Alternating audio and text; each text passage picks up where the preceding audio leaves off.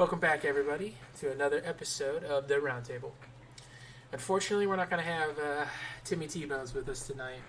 He is in Vegas celebrating both Valentine's Day and his anniversary, so happy anniversary, Tim and Marlene.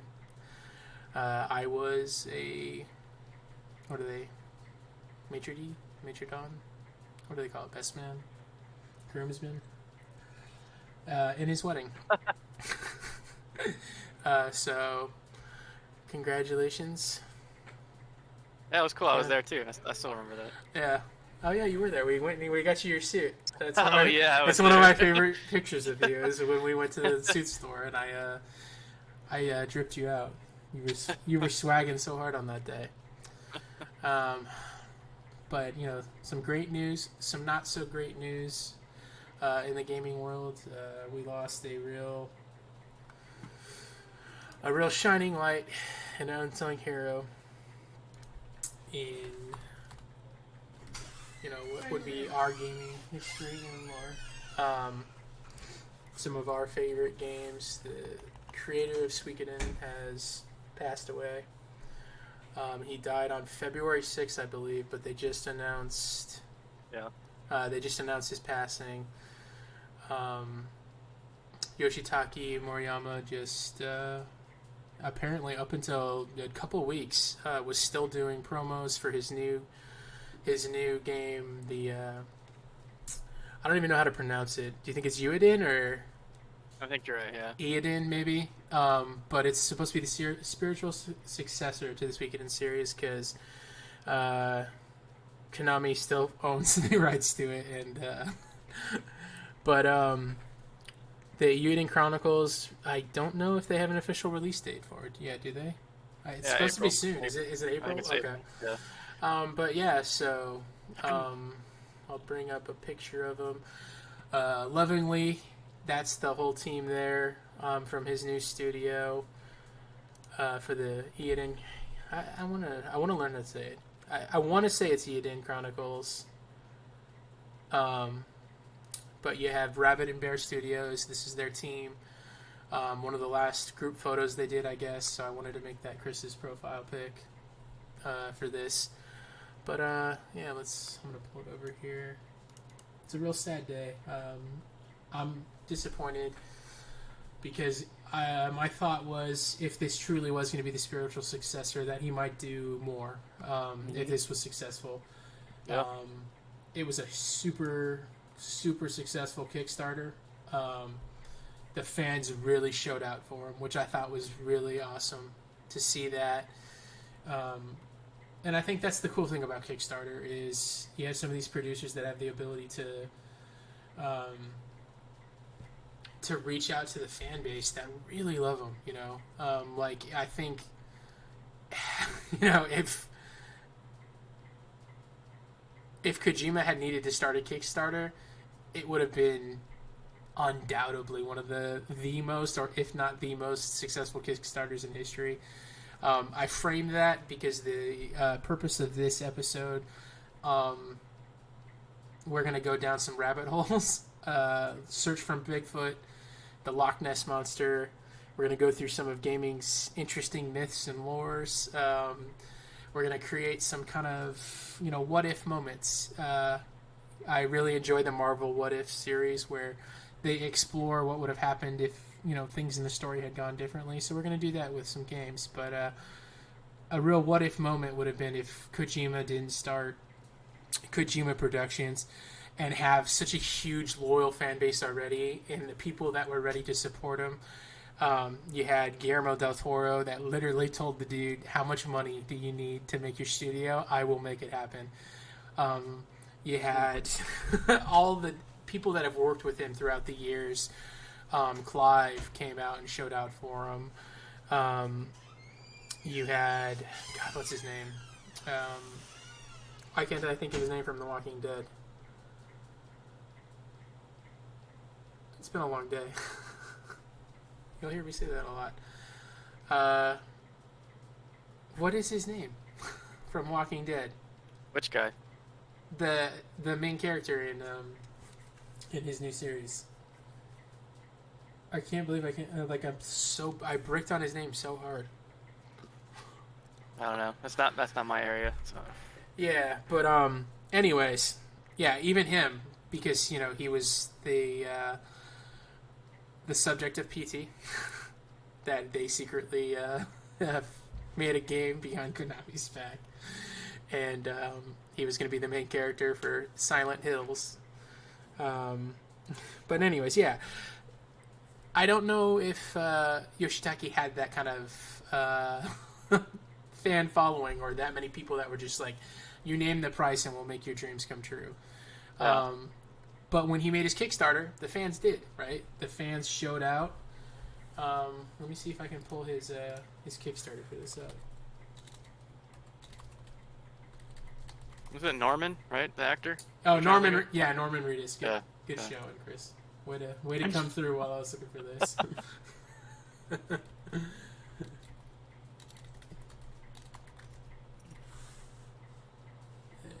it's got to be here somewhere. It might not even be an active Kickstarter anymore.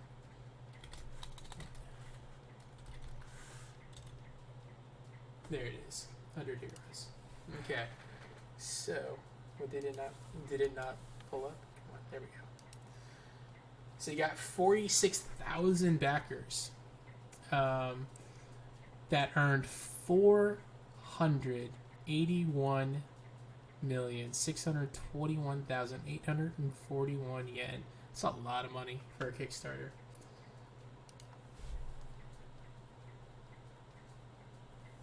I wonder what their original goal was and how many times they got blown out.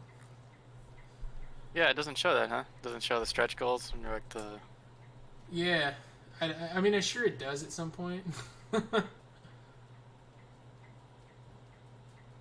I remember their goals weren't like abusive. Like some companies or some Kickstarters feel like they're very exploitive. But when I'm looking, when you look at what they had set and what they were promising, nothing felt really like outrageous.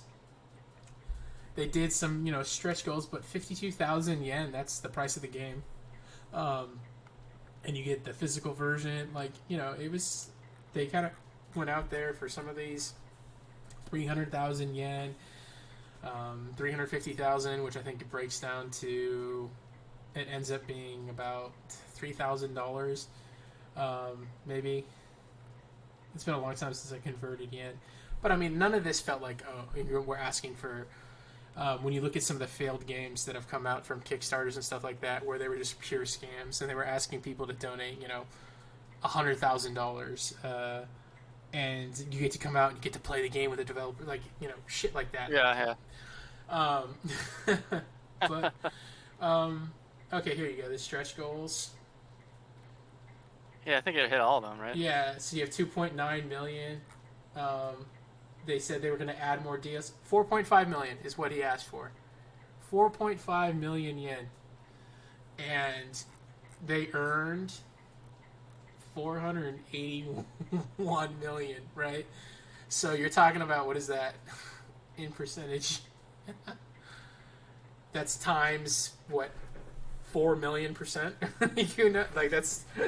You're talking about $400 additional million that came in. To me, that's incredible. And it just shows that there was a lot of love. I am curious of what it was before his death, because I didn't check it beforehand. I hadn't been to the Kickstarter for a long time, because I think I was looking at it on Steam is the last place I saw it, or maybe it was the PSN, the pre-order. Is it on PSN pre-order? It should be, yeah. Yeah, but I think I was looking at it there because I was going to pre-order. I was debating if I was going to pre-order it or another game. But I wanted to look more into it because I wasn't 100% sure. But I mean, to me that's crazy to see. They just updated it obviously in the announcement of his death, which is heartbreaking. But this campaign got fully funded real quick, if I remember correctly. I think it was only up for a very short time before it got its goal, and then just continued going over and over and over again. But this is what I imagine would have been how Kojima's was, right? If he had created one, is if he put it up, he would have been extremely humble in what he asked, and it would have been superseded. Like the fans would have showed out for him so incredibly.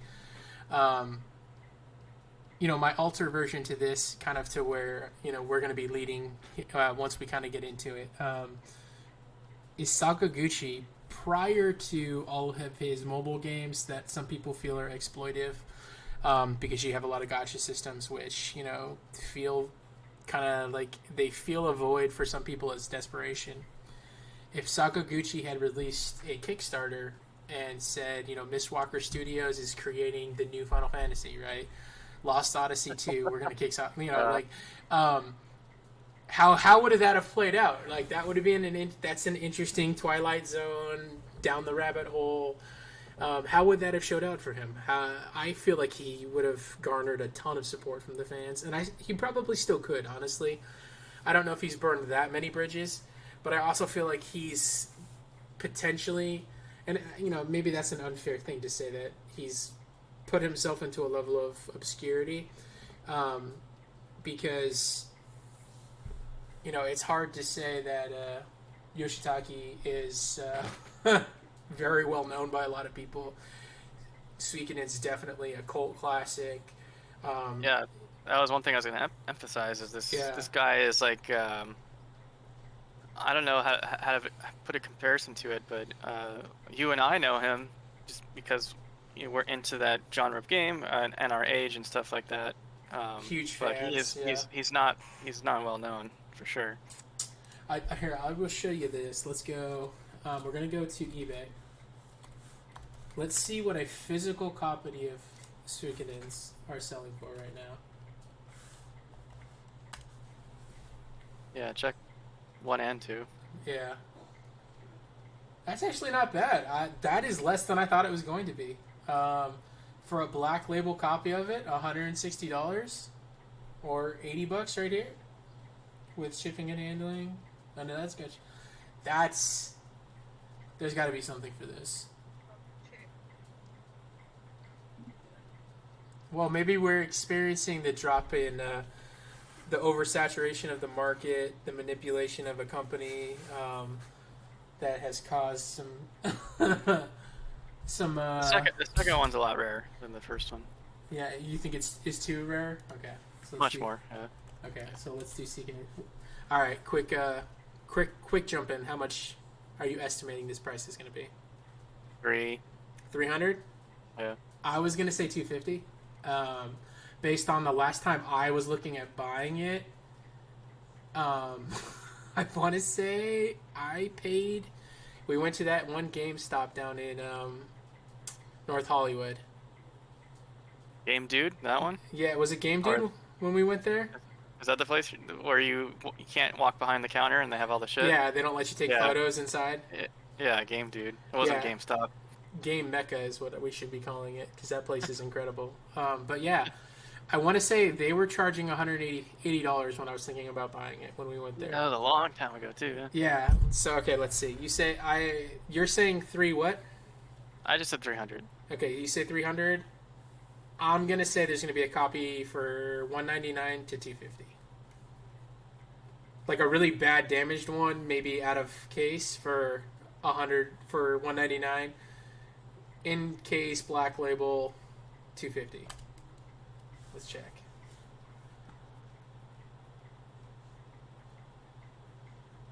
Okay, so there's 280. I mean, you're closer on that one in my opinion.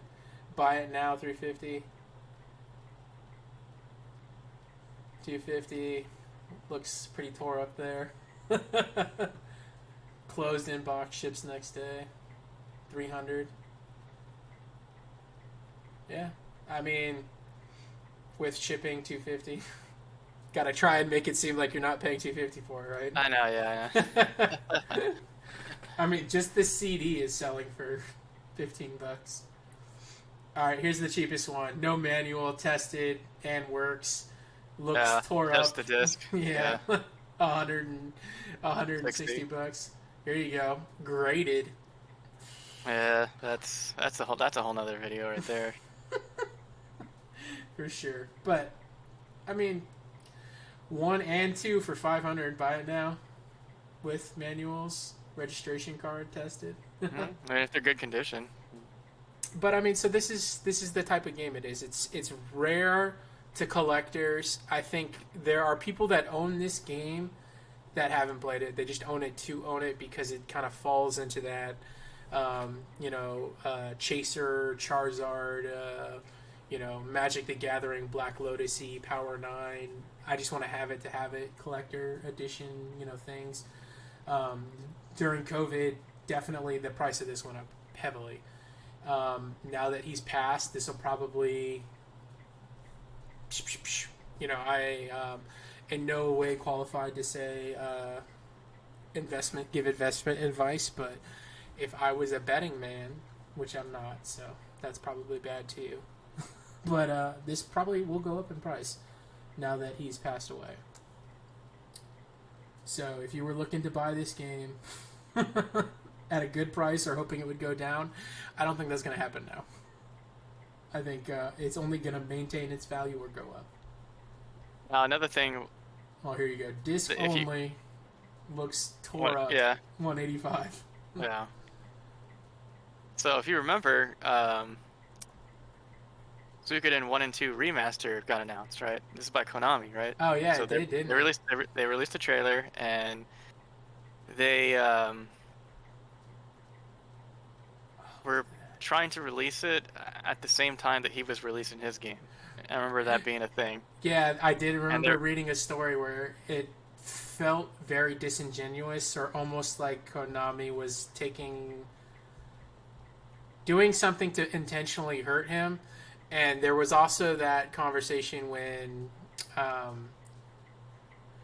Death Stranding was coming out. Konami tried to do something underhanded around that time too, to hurt his release, potentially hurt his release. And then they got such negative backlash that they changed the release date. I want to say it might have been Metal Gear Online, or like it was a weird Metal Gear that was going to come out right around the same time as Death Stranding. And they got such bad initial feedback that they ended up not doing it. But I remember reading a story, an article that they were going to do the release of 1 and 2, the remake It's or just the whole thing, Yeah. So he started the studio, he announced his project, Yeah. and then we'd been asking for the remake for a remaster. Forever. I'll say. Yeah. Maybe there was a few that were looking for a remake, but most people remaster. And then magically the remaster shows up when he is about to finish this game. So it's like... Yeah, and there were people that were asking for it. Yeah, they were asking for it just because getting the physical copy was pretty hard. It's expensive. And it was expensive, right? So if you do a release where you have Nintendo does the gold edition, right, where you have a really popular game. PlayStation started doing the greatest hits, and so there were a lot of games that had greatest hits edition. So if you want to know what Black Label means, the Black Label is because this isn't a greatest hits. Black Label means that it's this version of a PlayStation released game. That's not for you, but for anyone that was watching this that didn't know that. So, like, in the collector world, Black Label means that it's the original version to release. CIB is closed in box. I think it's SIB is sealed in box, or FS is factory sealed or factory new. But yeah, so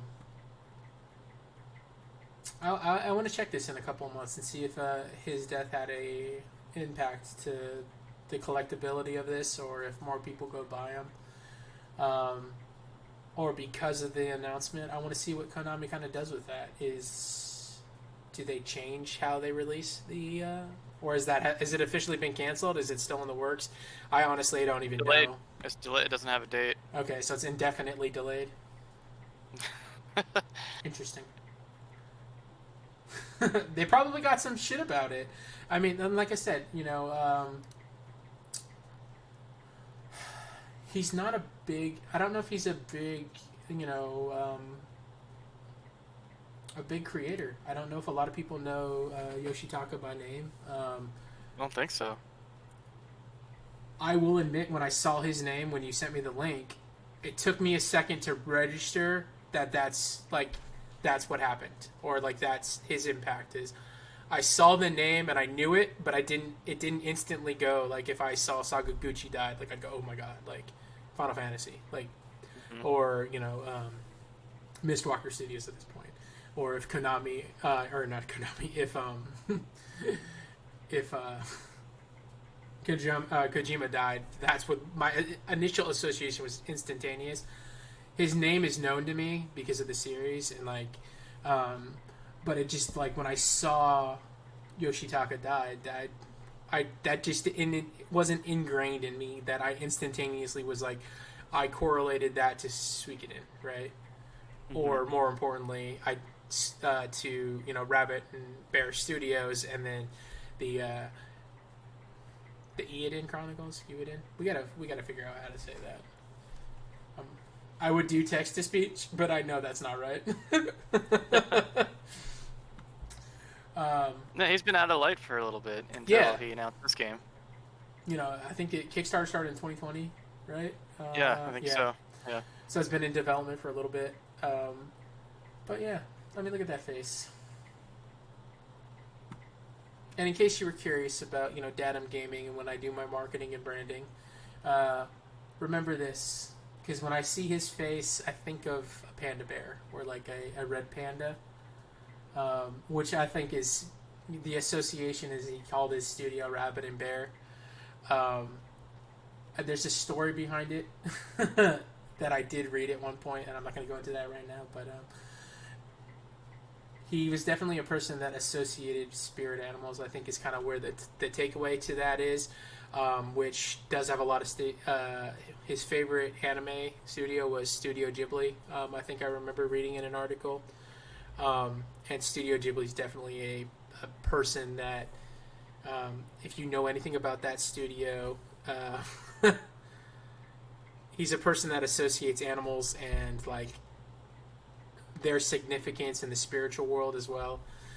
So when he named his studio Rabbit and Bear Studios, there's a lot of correlation to that, and I think it could be a fun conversation. Maybe we'll do an episode dedicated to him and his impact, or his small impact in the world, in the video game world. Yeah. Because I mean, he took the whole studio. I want to say everyone that left Konami with him when they created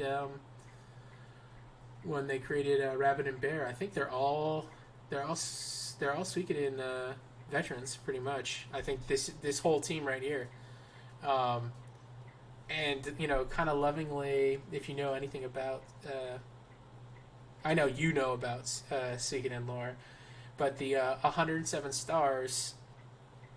These people standing behind him, that have been there for a long time, they are characters within the 107 stars. He definitely was a person that he put an act, or 108. He put a. I know you mean, but well, isn't the 108th star is the hidden one, right? It's 107, and the 8th star comes as like a secret, or like the true ending. Maybe that's no. It's just 108. Is it just 108? Am I just putting my own spin on it's been so long since I played him? But yeah, no, his characters in the game, they have personality aspects that correlate to people within the studio that he loved, right? And I think for this particular, Chronicle, I think we were going to experience that more, that the people that went with him to the studio, I think of the 100 characters you were going to get to play for the 100 heroes, or however we interacted with them, whether they were playable characters or just like, I don't know, guest party members, I guess is the way we would coin that term, because they're not playable, but they're definitely a part of the village, or however it was going to play out for this. I think everyone that went with him probably has a place within those 100 people, or a character inside of it. I think that it's a probably why it's going to hit them so hard, the studio. Like, I think they're going to be in grief for a long time, and hopefully that doesn't have a negative effect, but maybe the game is just completed so much that we don't have to worry about that. It's just waiting to be released, or it was waiting to get fully done. For the DLC, the future of the stuff that was potentially coming later on, I don't know if we'll feel that. I know if it was me personally, and I was working with him, and I was a member of the Rabbit and Bear Studios, I would definitely release a DLC pack that is just dedicated to him, where his character, whether canonically or canon, just directly created this character, this picture, this of him right here that I so lovingly put here in honor of him. His character would look like this in the game. It would be like a badass warrior that shows up. I would definitely do that for him. I think these people really did love him, and he's a part of their lives, and they spent a long time creating those other games. That I would make that would be a thing I would do. It would be free of charge. Anyone who played the game, it would get it, and it would just be a little small in memoriam to him, beyond what I'm sure is they're going to add it to the credits. I don't know if they'll do it before the game starts or just at the end credit scenes after you beat the game. I'm sure they're going to do a real honorable mention to him, and his impact of just how important he is. I imagine it would be something like it'll be in memoriam of Yoshitaki, and it's just going to be a picture of him smiling, potentially like this one right here, right? Just in loving memory of him, honestly. And I think that would be. I don't think it's outside of the. I would, if I was a betting man, right? I think it's a 99% certainty that they're going to do something like that for him. He doesn't even look too unhealthy in that picture, too. I don't know when that was taken, but yeah, I'm curious. The quick stories coming out is he did a little bit of a. I'm re-saying this even though we talked about it before because now we're doing the YouTube video. That he was doing press events and he was meeting fans and doing things while he was sick, and some people were saying that they were telling him to kind of slow down and to take a step away and take a step back, like focus on. But that's just the person he was. This smiling face, he portrays. It's not a portrayal, right? Like this is who he was as a person. He was very outgoing and endearing to people and fans that he met.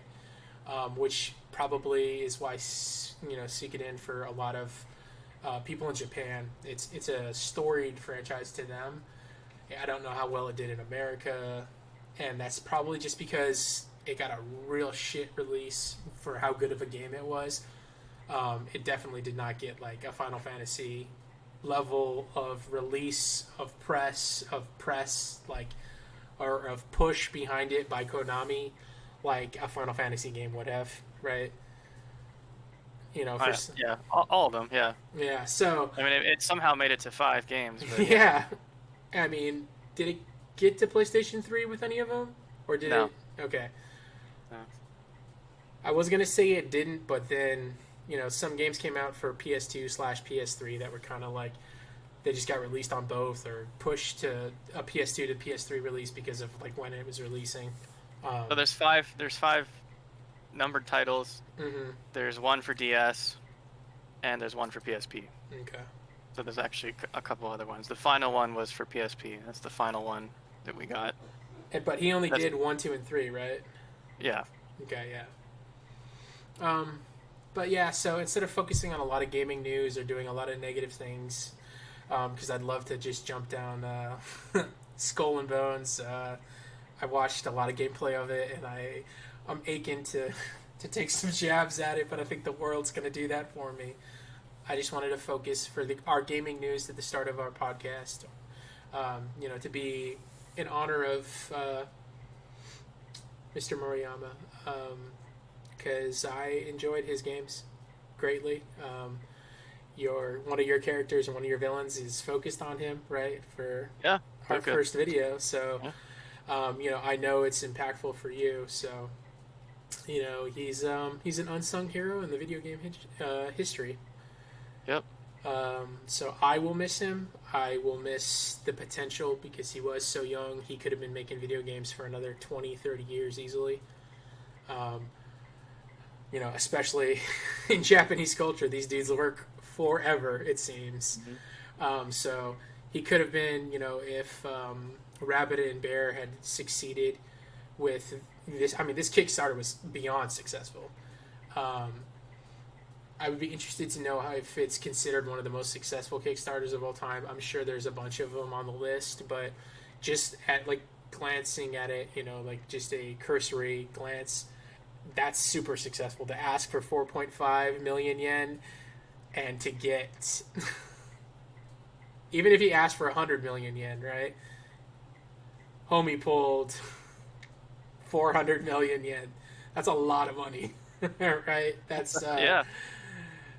That's a lot of cheddar.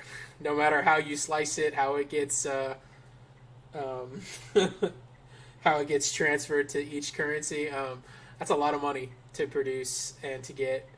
And in no way, shape, or form, when I looked at his Kickstarter, did I ever assume that it was going to be a letdown, or would I have ever assumed that it would have been a game that would not have been able to succeed in its promises or his promises to the fans when he created that Kickstarter for Rabbit and Bear, But so just a little moment of silence in the passing of a video game legend. And if you didn't know him and you come across this video or you listen to this podcast, give his games a look. I'm not saying you have to support Eden Chronicles, the 100 Heroes, but give it a look at least. See if it's something that you would want to play, because obviously, RPGs aren't everybody's cup of tea.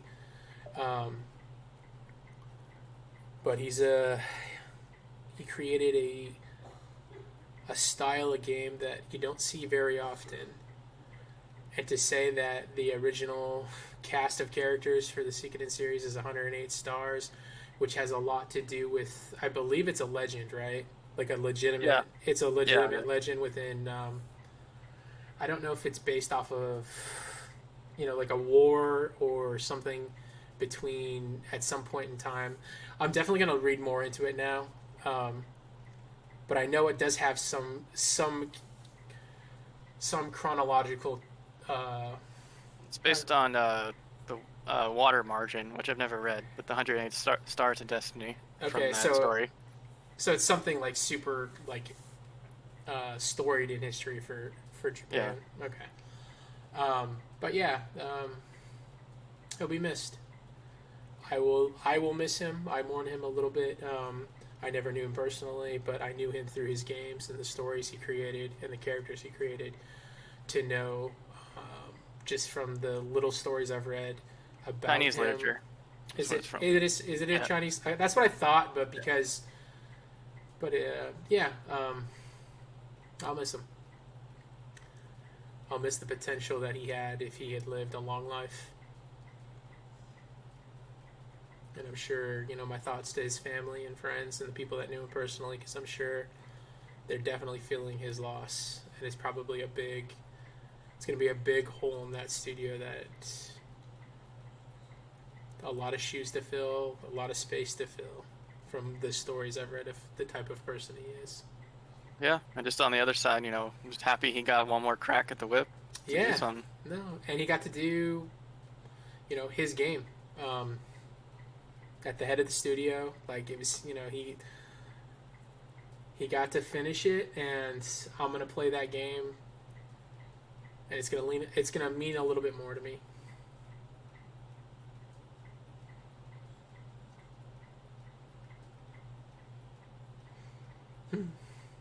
But on to what this video will be about.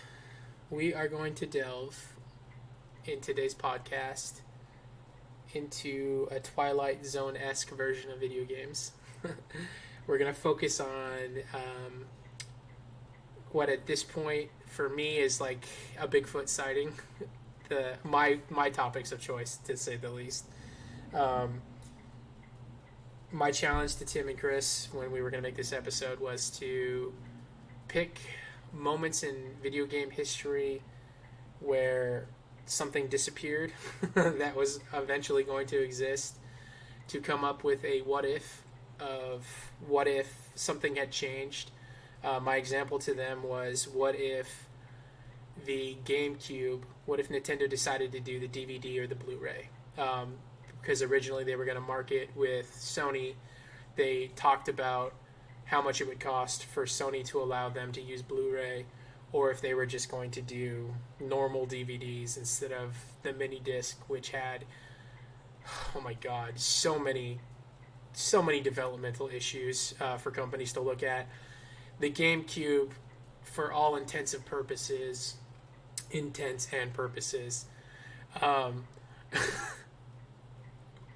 from an outside developer looking in, would have just been red flags everywhere.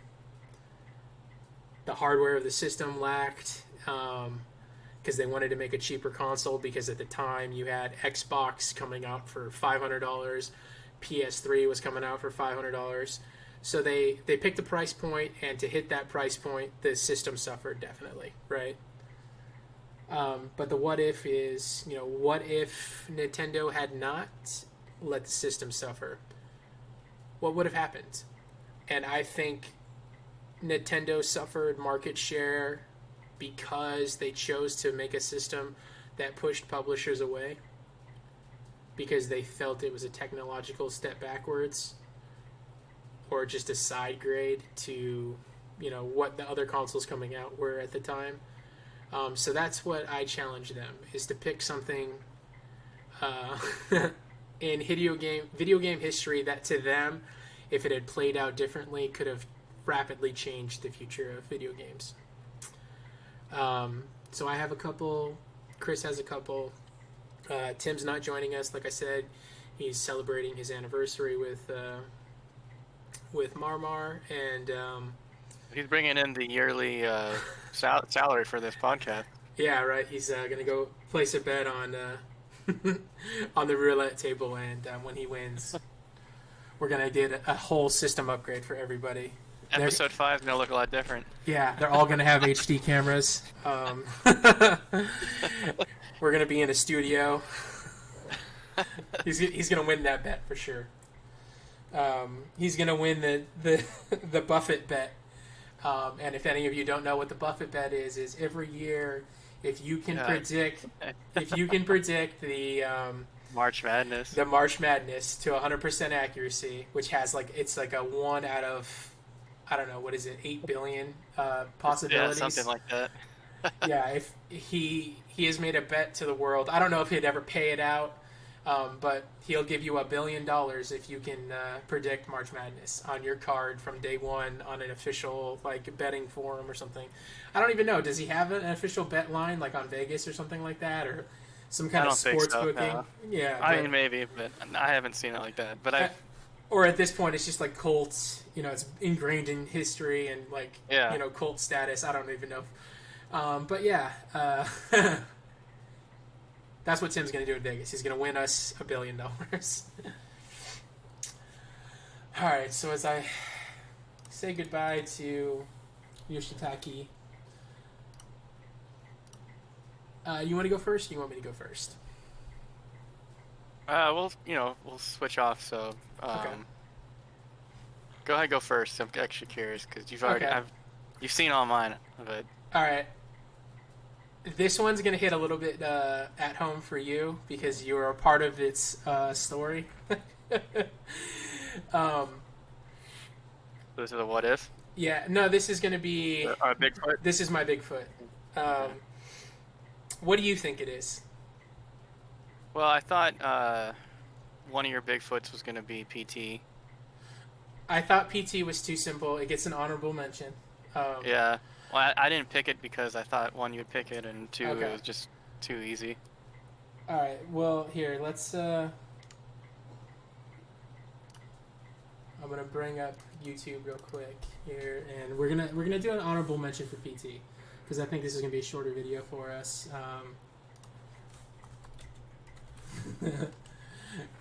But PT is definitely at this point it's a Bigfoot. It's a urban myth. It's an urban legend. It exists, but it doesn't exist in a way where you can play it. On eBay, I don't know if there's any for sale anymore, but for a while there were eBay versions of the PS4s. PlayStation 4 where they didn't get updated, and you could never update them. But there was a playable version of PT, which was a massive commercial success, and at this point will go down in history as potentially being the reason that Kojima left Konami as part of. There's a numerous reasons why he left that company, but this was definitely something that really pissed him off. Because he made it's scarier than it looks. By the way, when I played this game, it was Oh no, this game. I mean, the story for this was me and Chris were playing it. We were playing the demo. That released because it went viral instantly. Because there's moments where, what is her name? I can't believe I forgot her name. Is it Sarah? Oh, the ghost? Yeah. Yeah, shit, I forgot the name too. Oh my god. But so there's pieces of lore throughout this game where the whole environment changes based off of every time you walk through the door. This game is one freaking hallway. Yeah. So one room, a bathroom. I was the first one playing it. Yeah. And I remember I was walking so slow. Yeah. Adam He was so scared. You're making me scared because you're going so slow through this goddamn hallway. Yeah. He was creeping. I mean, literally, like, just pressing the joystick up, like, barely. And just inching forward because he was so scared that this ghost is going to jump out at him. And it was I was having a, like, anxiety or, like, a panic attack watching him play this, which is a reason why I will always be a proponent of couch gameplay. And playing games with your friends. That's why I love streaming.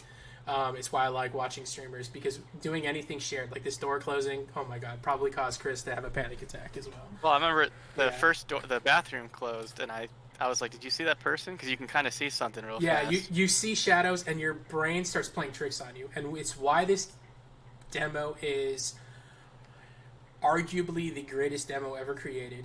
Just that turnaround. Yeah. It's just like... There it is. Oh my god. Even now, just watching that. There it is, yeah. God. But yeah, like... So you play this demo, and you think it's a demo for a game called PT. But then, ultimately, when you do figure out the mystery, it's 17 triggers or 13 triggers to get it to do. And she's in the shadows, she's disappearing.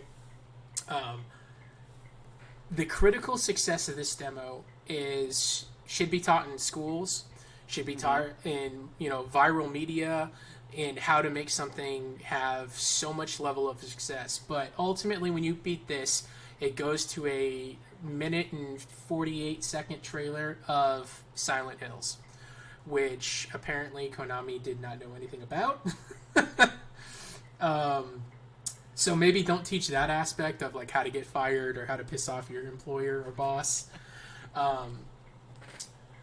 But yeah, this is definitely, it doesn't exist anymore. I don't know if there's a PS4 for sale so that you can play it. It has been recreated in Unreal Engine 4 a numerous amount of times. Fans have tried to lovingly, restore it to its faithful position. But Konami has pretty much told Kojima he can never come near it. He cannot create anything within its likeness, otherwise they're going to sue the shit out of him. I think it's kind of pretty much where it stands. So we've had multiple games that are PT like, right? It's been like a mini genre, and they all are not this, and it's just a... Capcom owes a nice fat check to Kojima because Resident Evil 7 is basically PT. It's our version of PT. It's the closest thing we'll ever get at this point. Because, it's essentially, this is the JFK assassination now. We don't know what's said behind closed doors. We don't know what has been signed in NDAs and in, arbitration. But Konami doesn't really talk about it. or won't ever talk about it because it's bad PR for them now. And I don't know if Kojima is allowed to ever talk about it again. But yeah, they secretly filmed. They brought Norman Reedus out onto set. They did some VR capture. What the hell is her name? Fucking hell, I can't think. Dude, we were literally online reading like Reddit forums and 4chan forums and trying to find out how to beat this demo. Yeah, and that was like, another fun part. Yeah, and people were telling us you got to say her name into the mic, and if you call her name out, she'll kill you or she'll appear. I mean, Lisa, that's it. So we went through the ringer with this game, and it's an iconic thing that I'm happy is a part of my history, and I'm sad that other people don't ever get to experience. There it is. Forgive me, Lisa. There's a monster inside me. But so an honorable mention: this game will never exist. But it quite honestly leads very beautifully into my game. So it's not PT. Do you want to take a second guess? You said I have to do with it? Oh yeah, you're a big part of it. How? Like, that's just throwing me off. Okay. Like... Well, you're gonna find out. So, all right. For my Willy Wonka slash Willy Wonka. Did I pull? I thought I pulled stuff up, but it might be. It might not be there. Why is it? Why aren't you? Yeti, Wendigo. Yeah, Bigfoot. Like exactly. Okay, here it is. Mine is a game called Sadness. Okay. I was thinking of it. Were you? Okay. Let me set the backstory. Yeah, Sadness was a game that was announced in 2006.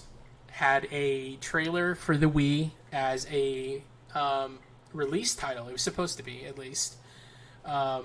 This now has more lore built into it by fans or people than the game probably ever really had, because it turns out that it's most likely was vaporware. The company that was developing it is more or less pretty much known for lying and making false promises. But this was before that happened a lot in the gaming industry. Exactly. The game was supposed to be about a woman named Maria Langul, who was of Scandinavian or Slavic descent, and the game was supposed to take place kind of in that area of the world during the Great Depression, kind of potentially near the Black Plague, some other things. But at some point, it has a kind of Silent Hill-y feel to it, where she's in a train accident with her son, and her son is blinded by the train accident. And so you go through this game where she is having schizophrenic breaks, or the son is having, we don't really know where it was going to go, because we know the story was supposedly finished, but we don't know if it ever really was. We know that the only thing that was ever developed for the game at this point was a freaking train cart or a mine cart. That's the only thing that got developed as an asset in a game. There is no gameplay. There is nothing developed for this game beyond what we know is to be a single mine cart at this point, which I hate that I can't find a picture of that mine cart because it was never released. But the original director of the game, who has since left the company, and due to what was going on, but yeah, they promised us 10 possible endings. They promised us incredible Wii gameplay. Never happened with any game, right? I closed the YouTube video of it. Hold on.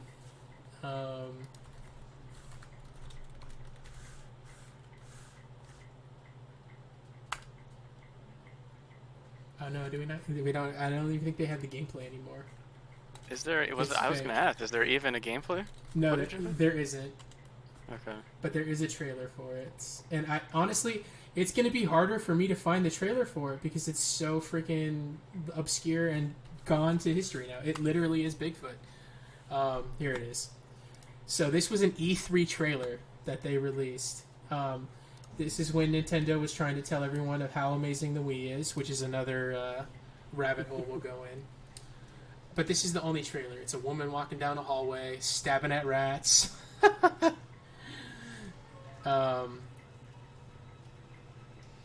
But the story and the legend of this game grew. And it grew because of fans, not because of the company. Because of the lack of story, the lack of information. So we continuously created our own. I mean, look at this. This is incredible advertising.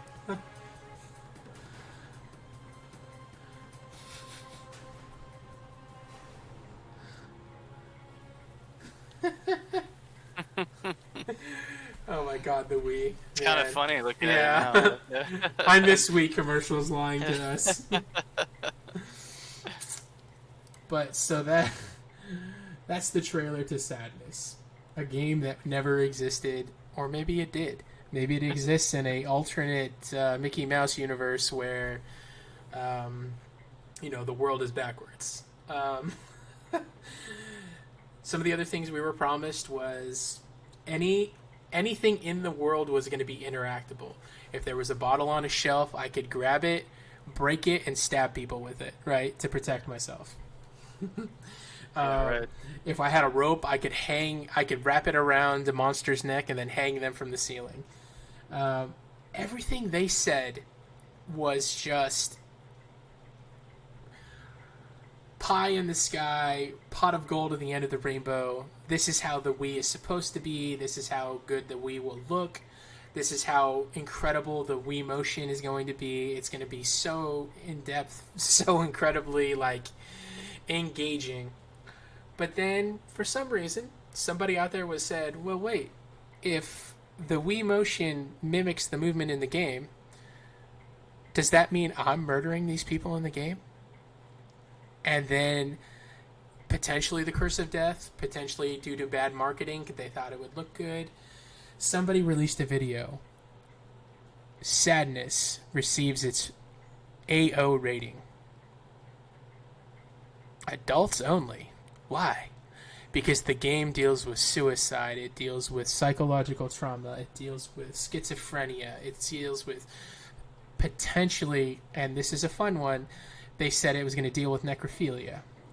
But that was mistranslated, and it wasn't supposed to be necrophilia. It was supposed to be, I forgot what it is, but it's nedocrophilia, which is the fear of the dark, not the fear of sleeping with corpses. Mm-hmm. So again, I saw Bigfoot, right? The story goes grand. It gets bigger and bigger. The game is AO. They're not going to be able to sell it in GameStop. And the way Chris is involved in this is I would literally come into GameStop and ask about now I know. Sadness. This game that I pre-ordered and at one point was the only person on the planet, it seems, that had this game pre-ordered. And every day I went into GameStop or I went to go buy a game, everyone at that store asked me the same question, which was, do you want to take your pre-order off Sadness and put that $5 to something else? A game that's really going to come out? And I was like, nope. If I have it pre-ordered, it has to come out. If I keep my pre-order, you guys have to buy it, right? I had this whole, theory behind it that GameStop wasn't going to, or Game Crazy wasn't going to sell an AO game, but because I pre-ordered it, they had to buy at least one copy. Yeah. Oh my god.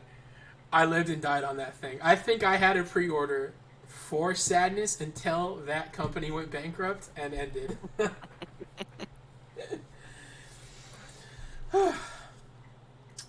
So my what if is, what if that game had come out and led up to all of its promises?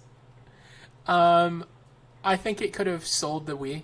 I think it could have put Nintendo in a better position where publishers saw that there was a market for mature games, because the Wii was just vaporware from night and day from every single company. It was all sold and bought and packaged to children.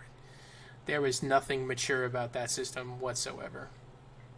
I think the what if that game had ever truly existed could have been spectacular. I mean, it could have bombed, obviously. But yeah, that's what I wanted to focus on. Of just, I'm going to guarantee you people watching this have never heard of that game. It's a whisper in far corners of the world, and it's just I remember watching the demo to it and going, "This game's not going to be real," and I still bought it because I wanted it to be real. I wanted to believe that Nintendo was going to make mature games for a mature audience with mature content, and not Pikmin.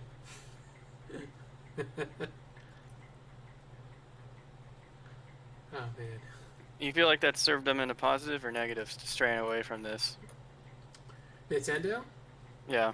I don't know if Nintendo had honestly, and I'm that's talking about in general, though, like not just this game. But just... Oh, I think Nintendo has built its niche and it just exists and as it needs to, and there's a market for it, and you know, I enjoy that. I don't have to think about my daughter playing games on the Wii, like, or for this point, you know, Which? on the Switch. I mean, they have mature games on it now, but they're so few and far between, and it's just not everything needs to be for adults, right? Not everything needs to have mature content. I know I love Super Mario. I love those kids' games. I love playing all that stuff too. But I definitely think there was a time where Nintendo took a stance that hurt them, and it hurt their market shares, and it hurt their potential. But it also created a venue for them that maybe endeared them to some people. So it's hard to say either way for me. I mean, it definitely, if Sadness had been made and it really did get rated adults only, it never would have released for the Wii. It just, even if you try to buy it on a website online, it was never going to happen. Yeah. But funnily enough, you know, they did release that shit Silent Hill game on the Wii where you had to paint with colors. It was painted with the colors of the wind. I can't even remember what it was called. It was so bad. Oh my god. There was no combat in it. You just ran from monsters with Shattered Memories? Yeah, and then yeah. You answered questions, and then depending on the question you answered, it would change the chroma of the game. Oh my god. But yeah, I mean, that's to me what Sadness would have been if it came out. It would have been that bad. There's no way they could have lived up to. I mean, we can't even have companies that live up to this promise now, right? Of interactive, everything is interactable. Like, what the hell were?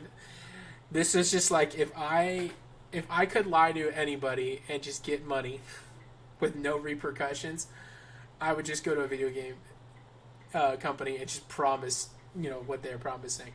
Everything's interactable. 10 endings, cutting edge tech, cutting edge graphics.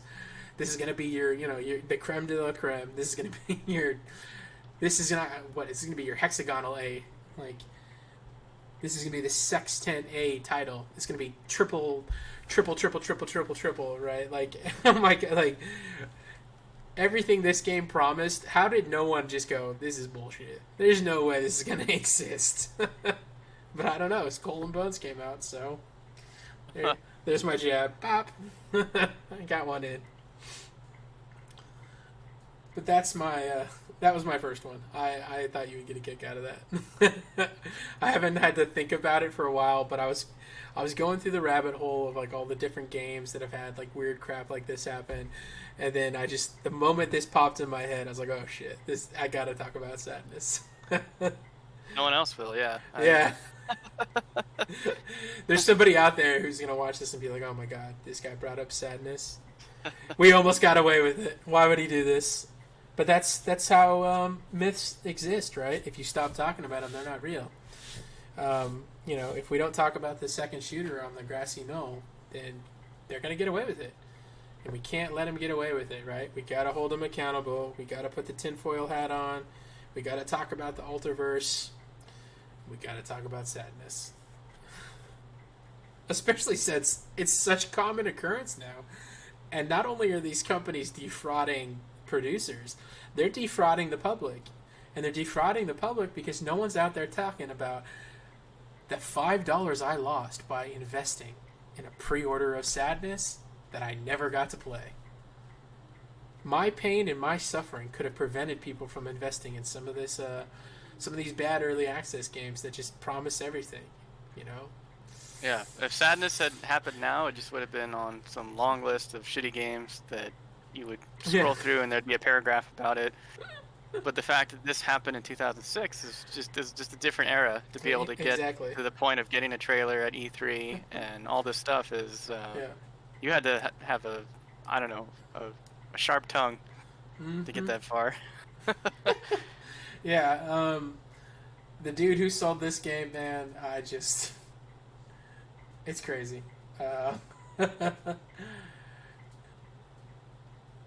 We'll never know. We'll never know the potential dumpster fire we did not play. I mean, there was never screenshots, there was never a playable demo, there was never anything about this game for years. Up until the point where they were talking about it releasing on the next system. What does it say there? When was it officially canceled? Is that officially, I believe, 2010 maybe? So we had it for about 5 years. But yeah, so that's my first one. I thought you'd get a kick out of that. And then I was curious if Tim would even remember that game, to be honest. I don't know. Yeah, I'm sure you guys talked about it. Yeah. But I mean, this is how bad the Wii was. We lovingly started a game where we would walk to the shelf, right? And every game we looked at just looked so bad, right? Mm-hmm. We didn't want to buy any of it. Red Steel. Yeah, we made the game crazy case where you can make your custom case, right? And we made it. I don't know if you were there for that, but we made a game where we made the name of the game was the only game on the shelf not to suck my balls. I don't remember that. Yeah. Hey, we put it on the shelf. And somebody went up and, picked it up. And asked questions about it. And I remember we were dying. We were laughing so hard. Because we're like, why the hell would anyone pick that game up? But that's how bad the Wii games were. That somebody saw that and picked it up and was like, do we want to play this? Oh, my God. All right. I liked your idea back in the day, making your clerks of the video game store. Yeah, it would have been good. Yeah. Don't give my secrets away. After Tim wins the lottery, Kevin Smith, me and Kevin Smith have a conversation to have. Yeah, fuck Clerks 5. We're making Game Crazy 1. Yeah. Okay, so what do you want to do for your first one? Just go in order that I sent. Okay. So. Alright, so your first one.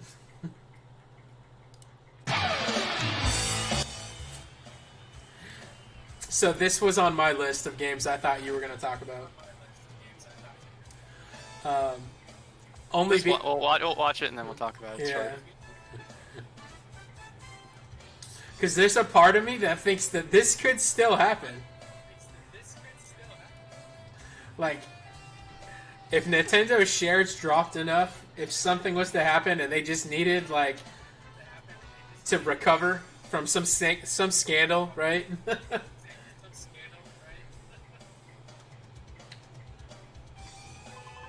We would get the announcement of a new Mother game.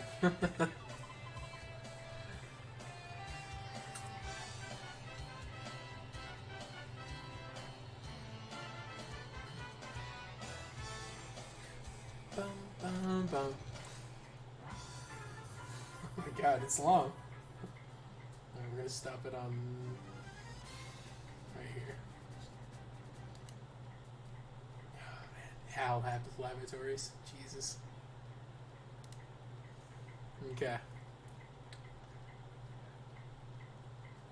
You can play the rest of it while we're talking. Just mute it and just have it. So. Go ahead.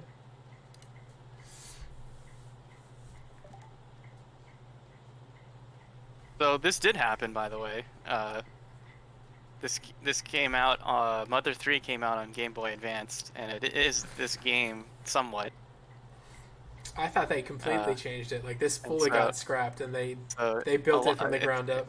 It's kind of the same. Okay. But Is it so 3D on the Game Boy? it looks like the Earthbound. It looks like a Okay. SNES game. All right. No. So the 3D, three-dimensional world that you could interact with, that one didn't happen. This never happened. Okay. Okay. So Earthbound, I think we talked about it before.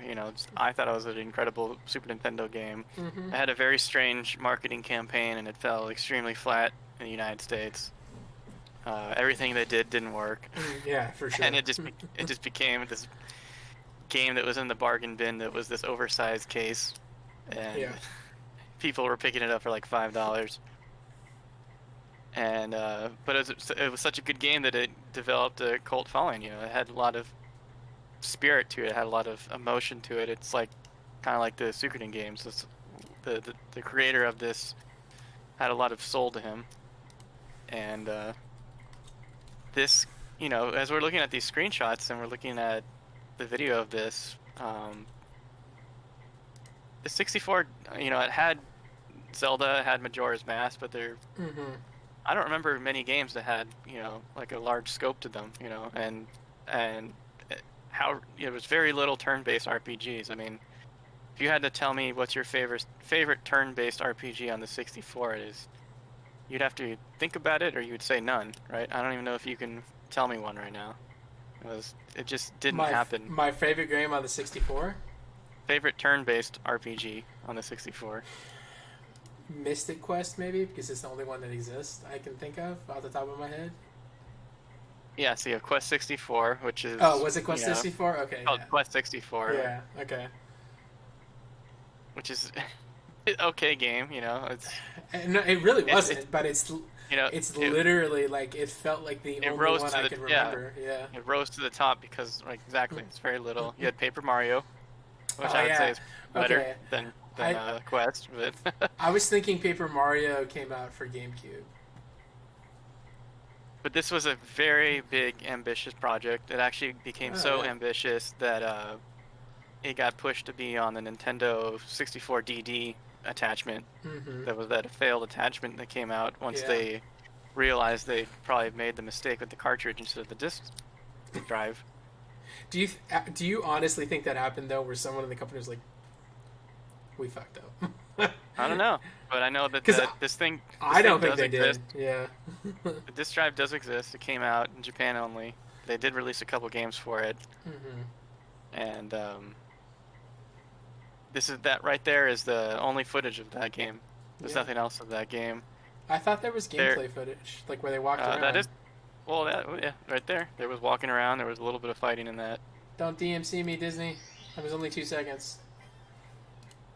And oh, this is the Game Boy one. Okay. So this is this game, yeah. So this is what we were watching, sort of. Yeah, I thought there was like actual gameplay of him walking around the world and stuff. So this is what we ended up getting. We ended up getting this. We actually ended up not getting this. This actually never came out here, by the way. Also, it only got a fan translation. No, yeah, that's what I'm saying. We never got this. Yeah, no, I was, and you know what this reminded me of? So I always thought they took. So I'm gonna tinfoil hat off of your tinfoil hat. I always thought that there was a version of which Wild Arms was it that came out that has almost the exact same like aesthetic and gameplay style, and it's a 3-dimensional Wild Arms where you played on like a hexagonal map where you could move around. Do you remember that one? Yeah. I always thought that Mother's 3, what we saw, turned into that, and they just like, and that's why that Wild Arms story is ridiculous. It doesn't make any freaking sense. There's a point where you like go under a convenience store and there's like a secret base underneath it. And you remember that? Like, it was just like, it did not feel like a Wild Arms game. It just felt so like out of left field. That is a double tinfoil hat. Yeah, I'm not gonna go with that one. Oh, come on, really? I always thought that. I was always just like, this Wild Arms came out of freaking nowhere. Like, it doesn't. There's nothing about this Wild Arms that makes sense to me. Like, it was just like, the combat was weird, the gameplay was weird, the aesthetic was weird, and then it was just like, and then Mother 3 got canceled, right? There was no 64 version of it. And then I was like, whatever. I'm always that person. Like, a company does not exist and succeed by just allowing, because I know they spent bricks of money on Mother 3. For it to just disappear into obscurity. Oh, yeah, so the next thing I was going to say was that this was pretty far along in production from all accounts that we've heard. Mm-hmm. And, we've had recent leaks over the past couple years. Yeah. One of the bigger ones was we got the Nintendo 64 ROM of Dinosaur Planet, which was Star Fox Adventures. Yeah. It came out on the GameCube. I guess it was originally going to come out on the 64, and you can play that. It's a full game that's out for you to download and play. Oh, is it really? Interesting. I wonder if there's a version of the Superman 64 that never came out. And so there's a slight possibility that one day that the ROM of Earthbound 64 pops up one day, and we get to mess around with that. And then I wouldn't want to be the dude who releases that game, because that dude's gonna die. He's gonna fall asleep and never wake up again. That to me is that's the Bigfoot of this. Like, we did get Mother 3, which is an iteration of that trailer, but the Bigfoot is that ROM is somewhere. It's out there. It's floating around. It's like the what was the one Sega game? Was it a Sega game that they buried in the? Is E.T. right? Oh, E.T. It's not Sega. Yeah. Whatever it was. It was E.T. though. They buried it in the desert, and then they found the Atari, landfill. Yeah. They found the landfill and salvaged some of the copies or something like that. Yeah. So I thought it was a good Bigfoot. Very little footage of it. Yeah. There's more of it out there. If people got the ROM, then they can mess around with the assets and fill out the game. A lot of people that do these hacks. Yeah, these people that do hacks for these other 64 games, they have access to the game to add on to it. This you'd have to build from scratch because you don't have anything. Mm-hmm. And as far as like adding like the what if to this, if let's say this did come out, yeah. I don't know. I still think it's always been too wacky. I think it still would have just wouldn't have like shot Earthbound into this super success. Would it have saved 64 in any way? For me, 64 damned itself with the cartridge. I don't know if there ever could have been anything that ever would have allowed it to succeed more than it already did, based off its limitations. I think this game ended up probably selling better on the GBA than it would have on this. On the 64? Oh, definitely. Yeah. But I am surprised that we didn't get a Western release of that, though. Maybe that's why I thought it literally never came out. Yeah. Because, I mean, like, this right here, I mean, like, this to me is, like, Legend of Zelda. I don't know if you ever had a 64 game that looked better than that, to be honest. Yeah. Because even if you did the expansion pack for Donkey Kong, it didn't look better. Like, it depended how Earthbound did it. Yeah. If it did, because like I said, there was no epic RPG on 64 other than Zelda. And Zelda is very fondly remembered. Oh, this is Dinosaur Planet. Yeah, Dinosaur Planet.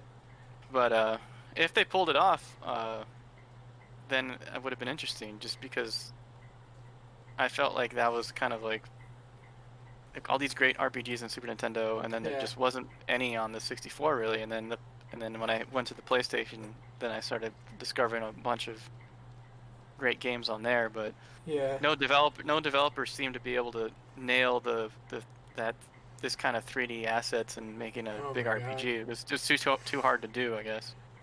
I forgot how shitty this looked. So this is not. This is someone creating from scratch what they think the game would be like. Oh, okay. This isn't the game. Yeah. I was man. This is watching that trailer and then someone creating this. Okay. There is no gameplay like this of the game. Okay, so maybe that's what I remember, because I do remember watching something like this. 100% fan made. Okay. Yeah. Looks like it. This is funny. Yeah. That's a good one. But this is this is how devoted these fans are to this. What was it? 2-minute trailer we watched. Yeah. Do you think? Do you think there's a playable version of this game somewhere that exists? I do. You think Yeah. that Nintendo's got it under lock and key? I don't know, but it's. I guess it could. You're right. It could be destroyed. It could all of them could be gone. You know, whatever. Yeah. But at one point there was. It might be gone to time. I hope not. I hope it just shows up one day. It's just one day. Well, we're gonna have to wait for something big to happen at Nintendo. Because I feel like the two people running that are pretty much they got that on lockdown. No one's ever gonna go against the grandfathers. It's how it is. I don't know. There's all kinds of rumors, but Yeah. the fact is we've never seen anything past those late Wasn't it- '90s trailers. Yeah. I mean that's funny that we both picked games that didn't get beyond the trailers. Well, that's a good Bigfoot, right? Yeah, That is Bigfoot. it is. It's like edited footage that you just can't even claim is anything but a fuzzy photo at this point. Because I mean, there's nothing else there, honestly.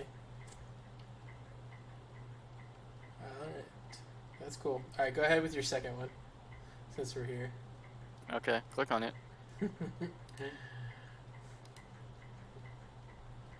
Oh man, true fantasy, Jesus. So there was a point in my life where Was this gonna be your first MMO? Or is I this wanted where- I wanted the experience. Yeah, I wanted the Yeah. EverQuest. I wanted the whatever that is, right? Oh my god, dude! I remember the promises for this. You could have your own house, like own economy, like.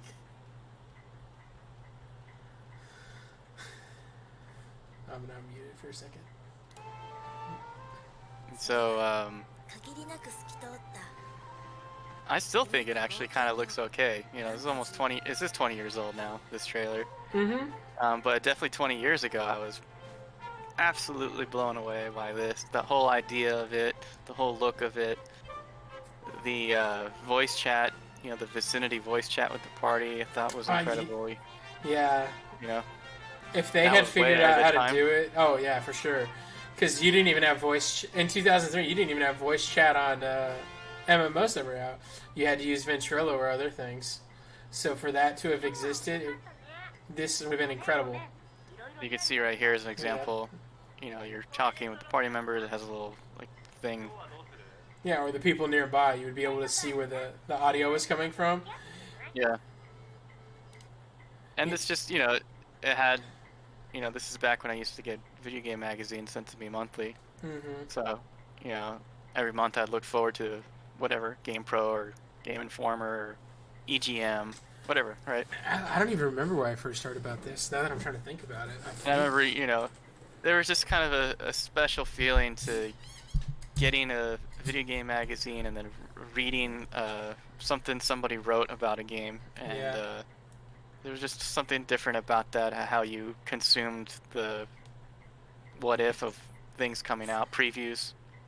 Oh, for sure. And so it just kind of tickled my imagination because, you know, of my age and then just of the way it was presented to me. And it's just like, it was just like, wow, it sounded cool to like fish and like cut wood. And like now I laugh at that stuff when I see it at games. And Yeah, right. I can't believe we're still doing that. And that's still like a gameplay mechanic that people are into. Dude, no, now we dread it as MMO fans. A game But, where like all of this is it's just monotony, and now you're just like, oh my god, I gotta fish again. I gotta. It's just that slow, yeah, the Yeah. slowness of like, I'm gonna log on the Xbox Live, and when you come on there, I'm the master woodcutter on the server. You know, like I'm the best fisherman. You know, like you just choose, like you become, you choose your role. And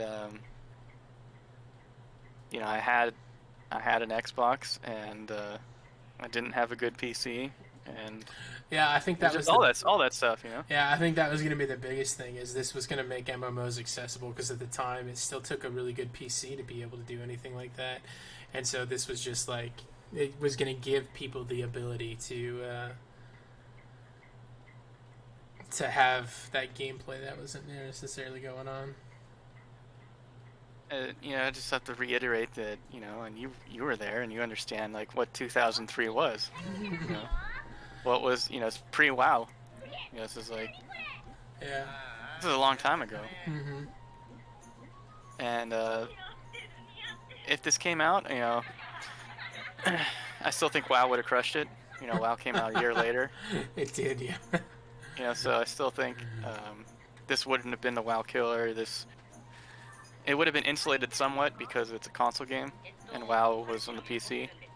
So yeah, I think honestly the thing that killed it was Phantasy Star Online, was because it was a console game as well. That I just don't know. It was just at the time there wasn't a lot of market share for what MMOs became. It just wasn't popular enough for them to feel like they could have competed with it. I think if this came out on the 360, I think it could have done a lot better. But if it actually did come out on the original Xbox, I don't think it would have done well. I think it was too early. Yeah, it wouldn't, because I don't think I think ultimately the reason this failed, or they decided not to do it, was because they realized they didn't have the infrastructure to support what they were asking for. To have that level of communication abilities back then would have been incredibly difficult for that level of just voice over IP on so many different. It would not have worked, or it wouldn't have been good enough. And then on top of it, originally this was supposed to be a Nintendo game. You know that, right? I don't know that. I don't remember reading that. Yeah. No, it was originally supposed to be a Nintendo game, from what I remember, and Nintendo shot it down because they wouldn't allow there to be voice chat, because they were adamant that if you had voice chat and you had teenagers, it was not going to be safe. Right. The internet has proved that to be true, 100%. And proximity chat and Call of Duty is, you hear some out-of-pocket shit in Call of Duty on prox chat. So, in premise, incredible idea. 100% incredible. Execution to reality is probably,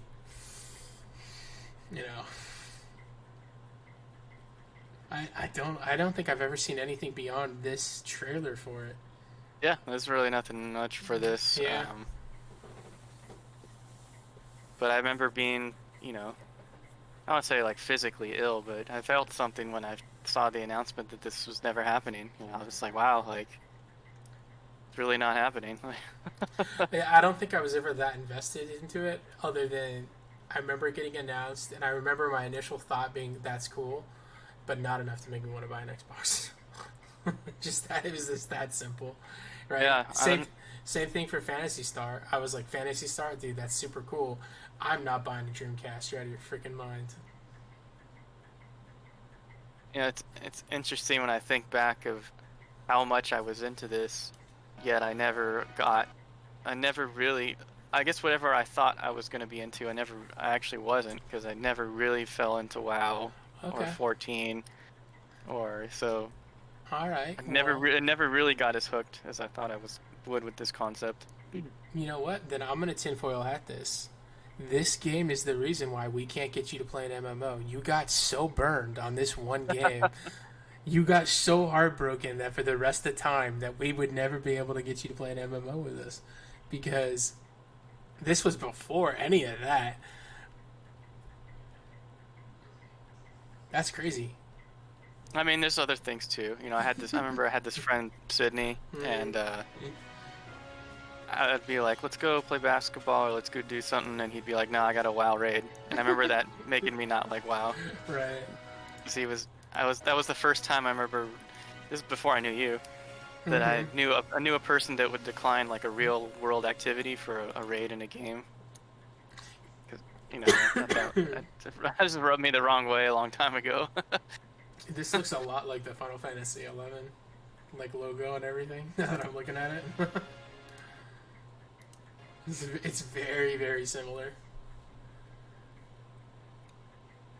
And Holy Dragon Quest X is the closest thing to this, really, right? That kind of looks like that, and that never came out here either. So, yeah. But if that came out here, I think I'd try it. Yeah, that would be The gameplay is different than true fantasy, but just that kind of that art style. Okay, that's cool. I literally have not thought about that game in 20 plus years at least. At least you know what it is. I thought, thought it maybe would have slipped by because you were more into PC at the time. Yeah, no. You didn't even have an Xbox, right? Yeah, I did. You got a did. 360. But you didn't get the. There was nothing on Xbox that made me want to buy it, except for maybe Halo. And then Tim had it, and he would just bring his Xbox over and we'd play it. So it's just like it was never in my investments pipeline or stream. So it was never something I needed. That's a good one. That's like a. The funny thing for that one is it existed more than either of our first two games we mentioned. Because it was playable, and it was like on the verge of like going into beta and releasing, and then they just canceled it. And I think it's just because projections to cost analysis just ended to like when they realized how much it would cost to really operate it. They just were like, we can't do it, we can't sustain it, so there's no reason to release it. It was just a very strange.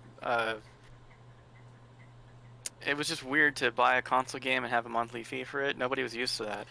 Yeah, it was. It had a uphill battle to start, but all right. So here we're gonna go to mine. So mine is my Altarverse. I'm gonna save my last one. We'll do after, but this is my Altarverse. This could have changed the course of history. What do you think it is? This, geez, I mean, that's wide open. It is. I don't know. It is Nintendo related. I was gonna say Nintendo not getting into the video game industry. Oh no, not that. Yeah. All right, so this is my Nintendo and Sony what merge? if. No, that would have been cool too. But I think that one was obvious. I think this one's going to be a little bit more out of left field for people. Okay. But I'm going to take you back. The year is 1995. I am a young boy, 9 years old. I walk into Target. I'm with my mom. I go to the video game section as I always do. And I see something there. And instantly I'm drawn to it. It's bright, it's red, it's shiny, there's a line of people standing in front of it. Oh, God. And I am just engaged. I stand in line to play it. I don't get to. My mom comes and gets me, we have to leave. I am pissed. I go home, I look through Nintendo Power, there's nothing about this, I don't know why, and then I finally find it, and there's an article. The future of gaming. I present to you the Virtual Boy. Uh-huh. The moment Nintendo had to control the destiny.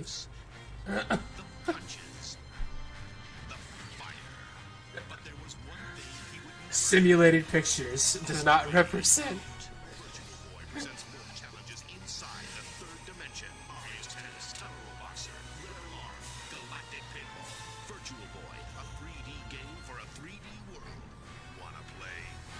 You bet your ass I wanted to play. I made my mom take me back to Target just so I could play it. And after 10 seconds and the worst headache of my life, I decided I didn't want it. I couldn't even tell you how much it cost. I just remember after playing it for 5 minutes. And what game did I play?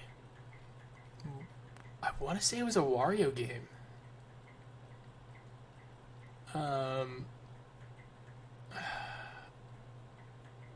I think it was like Wario, and I was collecting coins or something like that. It looked terrible. It felt terrible. Oh my god, what the hell were they thinking? But my what if is, what if it had actually worked? What if this had been the step to our conversation last week of where VR is going? What if this had existed in 19 '95 as VR sort of does today, right? All the pitfalls of VR has had, but I think this set the industry back because no one wanted to touch VR after the freaking travesty that the Virtual Boy was. Like, I think, this potentially had the ability to almost bankrupt Nintendo. It was failure on a massive scale. It was expensive. It was bulky. The marketing on it cost them a ton because they just had to go full viral to try and sell it. And I don't know if there was anyone that just was like, this is really cool, even to start. I remember the articles being that it was just unnecessary. There were tons of warnings. You could only play it for a short period of time because it would cause migraines and just have like lasting effects and damage on your body.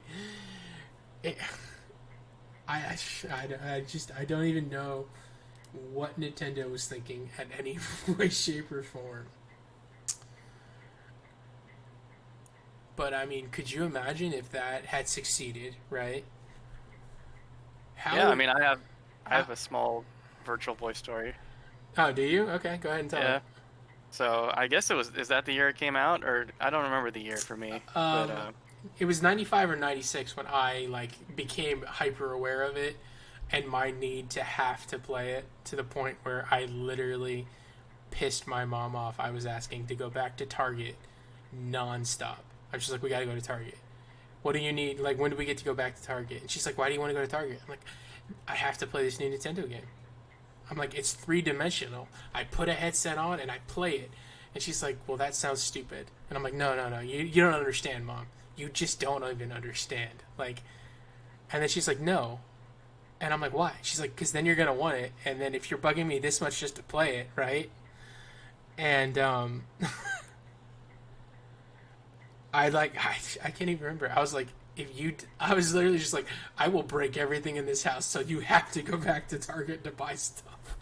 Like, I was just like, I had to play it. Like, I was into it. And then we went and we played it, and I played it. I swear I only played it for maybe 5 minutes, and I literally got almost a blinding, splitting headache. And I remember I walked away, and my mom's like, we don't have to leave. She was still shopping. She's like, you can spend more time. I'm like, nah, I'm good. And I want to say that's probably the first time my mom ever heard me turn down playing a video game or wanting to play a video game. And I remember she's like, was it that? Was it bad? And I was just like, I don't know, my head hurts. And I remember she leaned down and stuck her head in, and was like, ugh. Like, the sound she made was just like, my mom played a couple of video games with me, right? But in no stretch of the means was she into video games or but even she was just off put by it.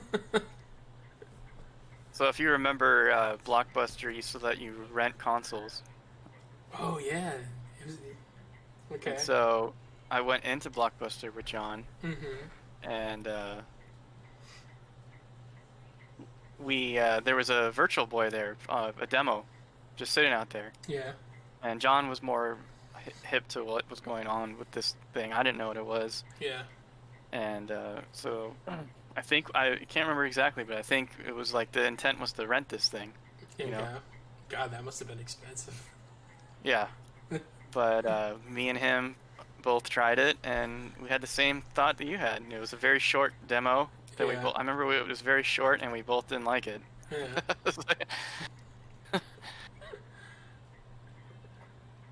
They definitely should not have had stands up like people play that thing.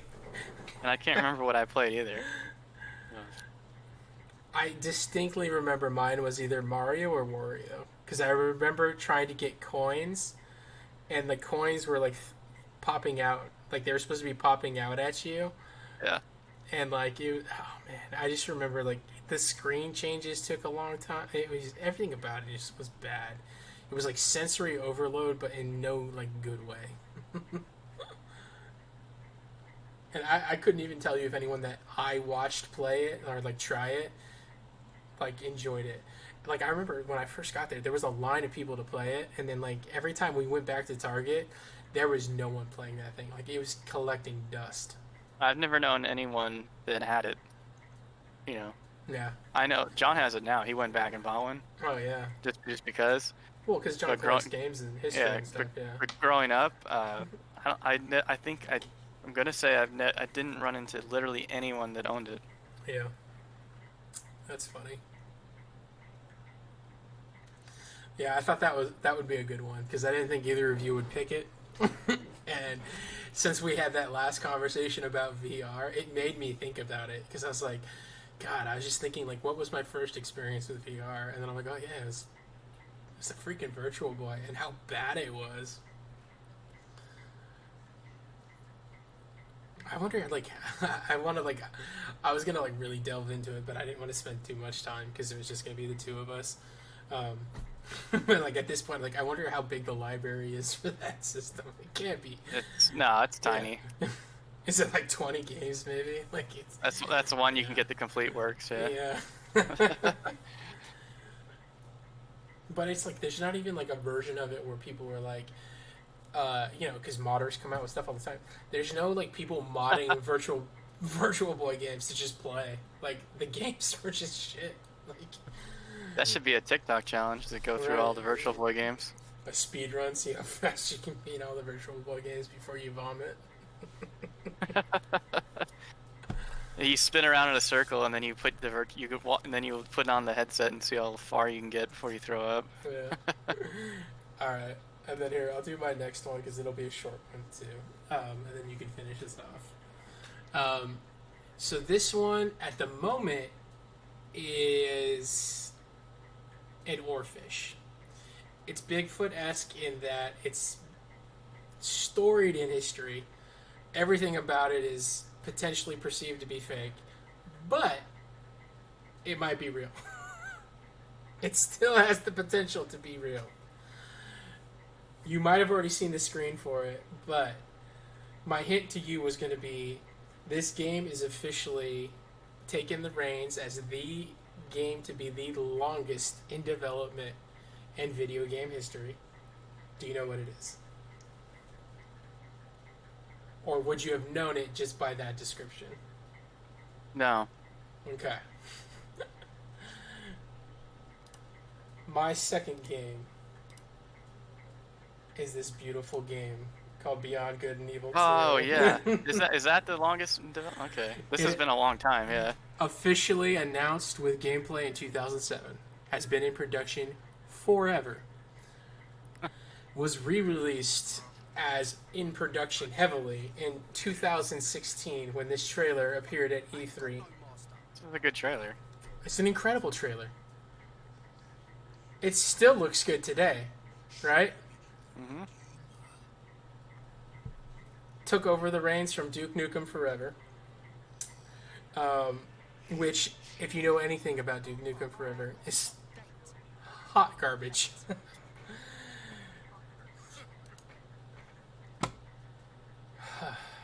The first Yeah, it's game, been years since I've seen this. This look pretty good still. Yeah.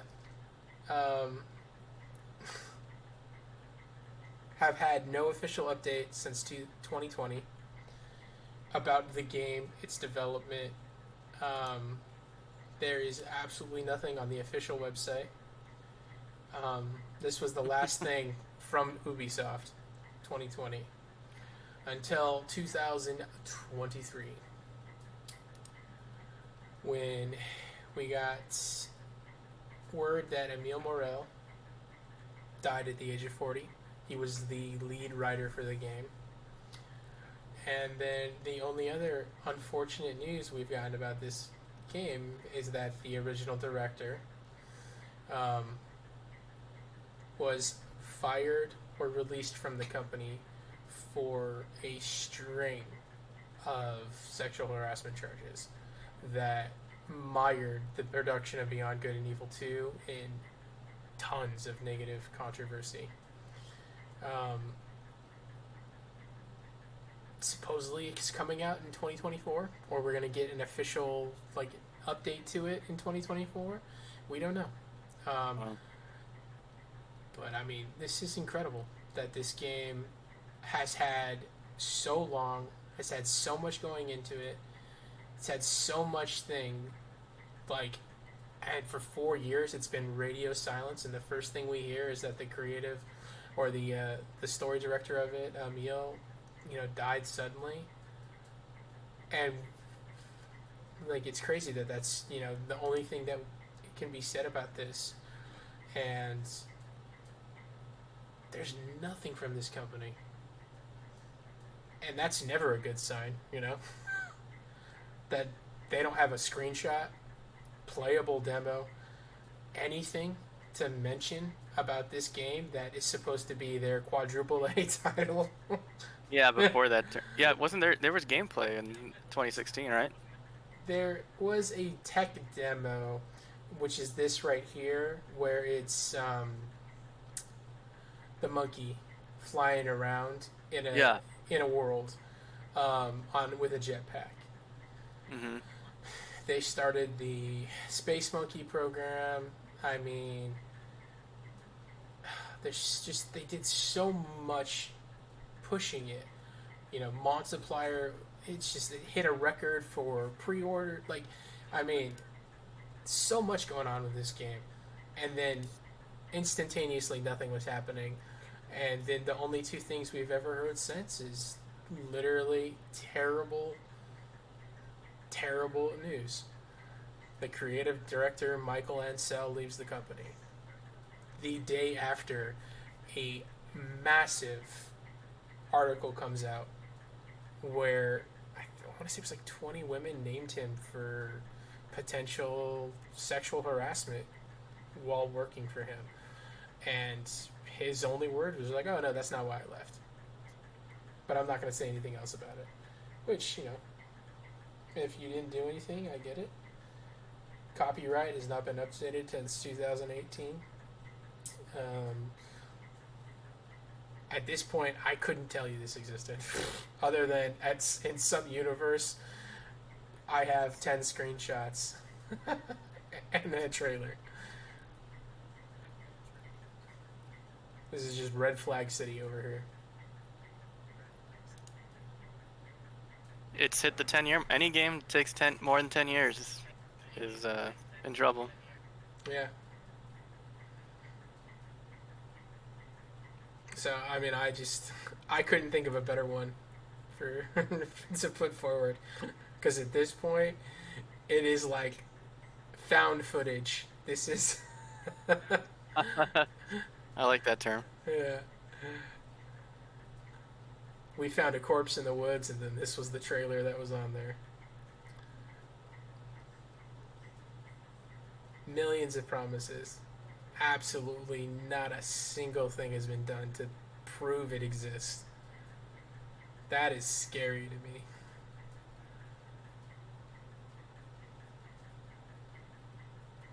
I don't know. Maybe it's done its job. It got investors that year when they needed them. For what? Ubisoft hasn't done anything. Every game they've released since has been mired in issues. Yeah, I don't know.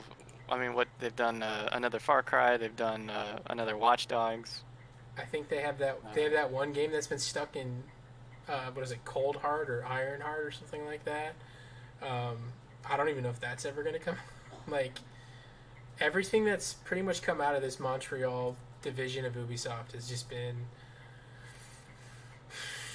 false promises and bad development and bad cycles. Like, it's scary to think.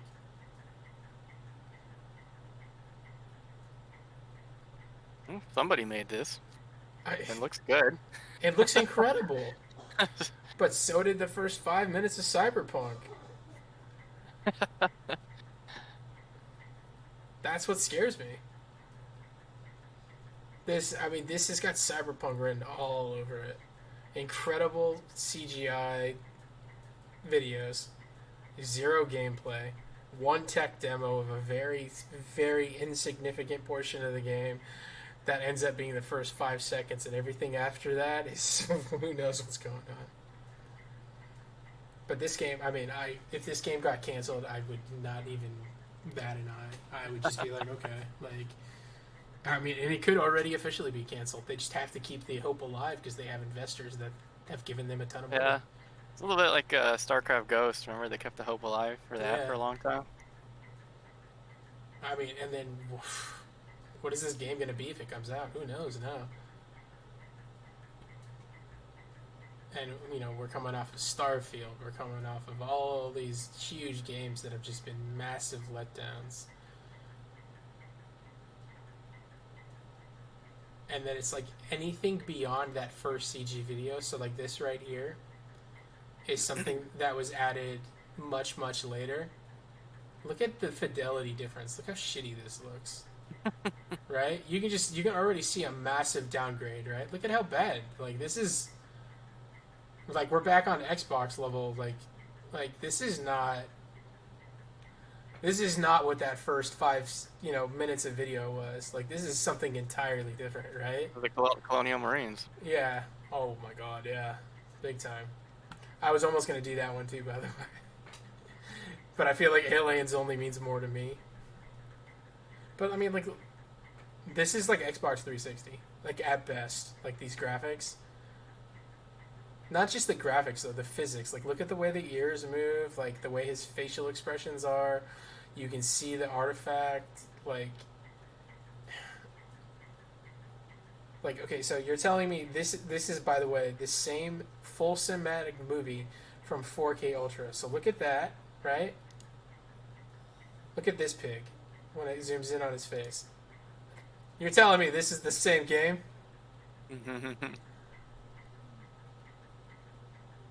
Let's zoom in. The two zoomed in. This is the same game right here. But this looks more like the character from the first game, so that. And then the second one's actually more true to the original design. That's what they were going for. Yeah, right. And then this right here, man. I mean, this just screams Final Fantasy 15. Yeah. Look at this. It's just desert. There is nothing anywhere. Okay, so we go from this gameplay where we're in a city. Look at all these cars. Look at all the fidelity. Look at all of the background, the environment. Look at this. There's so much going on here to this. What the How do you bait and switch your own freaking trailer?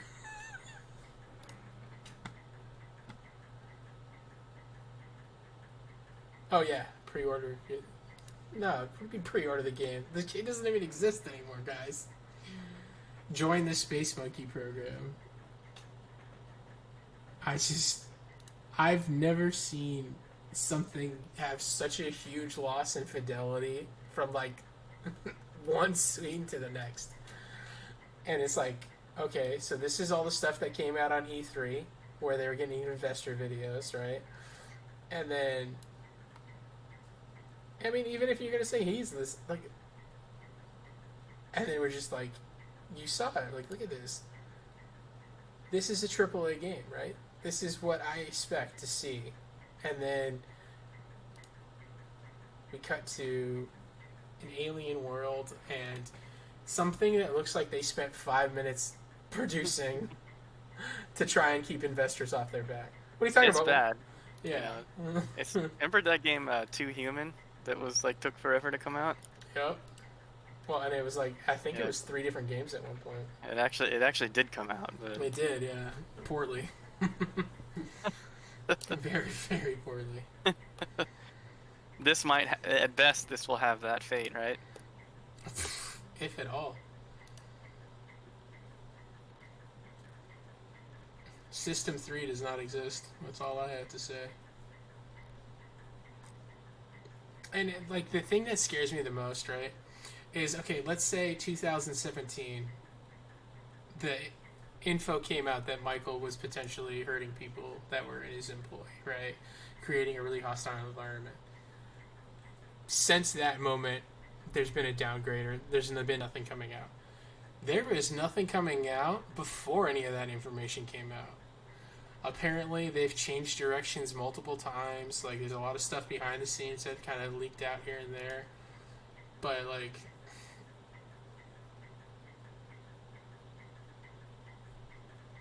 you know, we have all these partnerships. We've got all these things. We have all these people talking about collaborate, hit record. We're going to do, you know, integral music composition with, you know, big time, like, artists. Like, it's going to have its own, I think it was like 20 or 30 song scores. Right? This is a good one, yeah. Yeah, and then just want to take a little look-see here. These are the other games that they've released. A ton of crap Assassin's Creeds. And Skull and Bones. They're probably crap, but to be fair, like I haven't. Have you played any of them? The Assassin's Creed? I haven't. But I've played all of them up to a point. Engage in thrilling naval combat from your ship. I mean, how about this though? This game came out, so why not Beyond Good and Evil 2? Skull and Bones came out. You would have. We talked. If we did this a year ago, you would have said this is not coming out, right? Yeah, this is possible. I don't know. It definitely would have been a conversation. Let's buy the DLC though. I mean, you're still trying to sell the first one for $3.69. Oh my God, For Honor, yeah, I remember that. For Honor was not a critical success. All these other games they released are just, you know, indie shareware games. Like, it's a little bit disappointing out of the studio right now. I wonder if they even listed as coming soon title still. So you have Star Wars Outlaw, X Defiant, Skull and Bones. I mean, it's like they don't even have it anywhere. Like, that's bad. Yeah. Don't pre-order it. Don't talk about it. Don't show it. Like that to me is just the sign that this game is probably never coming out. And it's not even like on a featured list, right? I can't pick it on any of these choices. And then on the Ubisoft store, I don't even know if I could find it without like specifically typing it in. Watch Dogs, Ghost Recon, Division, Far Cry. Yeah, I mean it's pretty much quite literally non-existent on their marketplace, other unless you specifically type in Beyond Good and Evil 2. I mean, you're watching me go through this screen. Are you seeing anything that's popped out here that just screams? I liked Division 2. I had fun with that game, actually. Did you really? Okay. I did, yeah. Right. Believe it or not. Good on you. You didn't like it? I mean, to me, the best thing in here is Rocksmith, and that's only because it's like... That one's cool, too. Yeah, I could actually teach you how to play an instrument. But, I mean...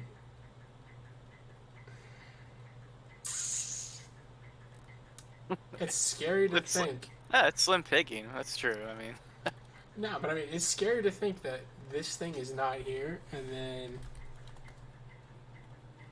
Ready? It still does not come up. Like, this is how much this thing does not exist anywhere on their market, that they don't want it engaged at all. So you have to go out to the bare main page where it still doesn't exist, okay? Then you have to search for it. And this is the only place it is a clickable link on their freaking website. That's how hard it was for me to find this.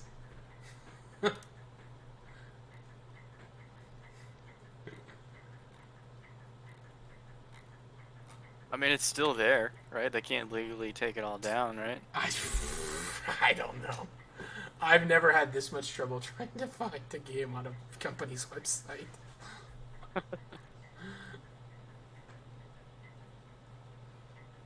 So, Unless you can tell me a game that you've seen be that like hidden inside of menus on their company website, I would be hard pressed to say that this is anything other than this is a picture of Bigfoot right here.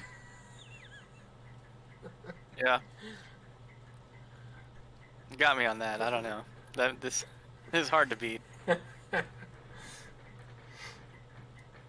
Oh look, it says pirate on this screen too. So okay, I guess I did get it. It's called Skull and Bones.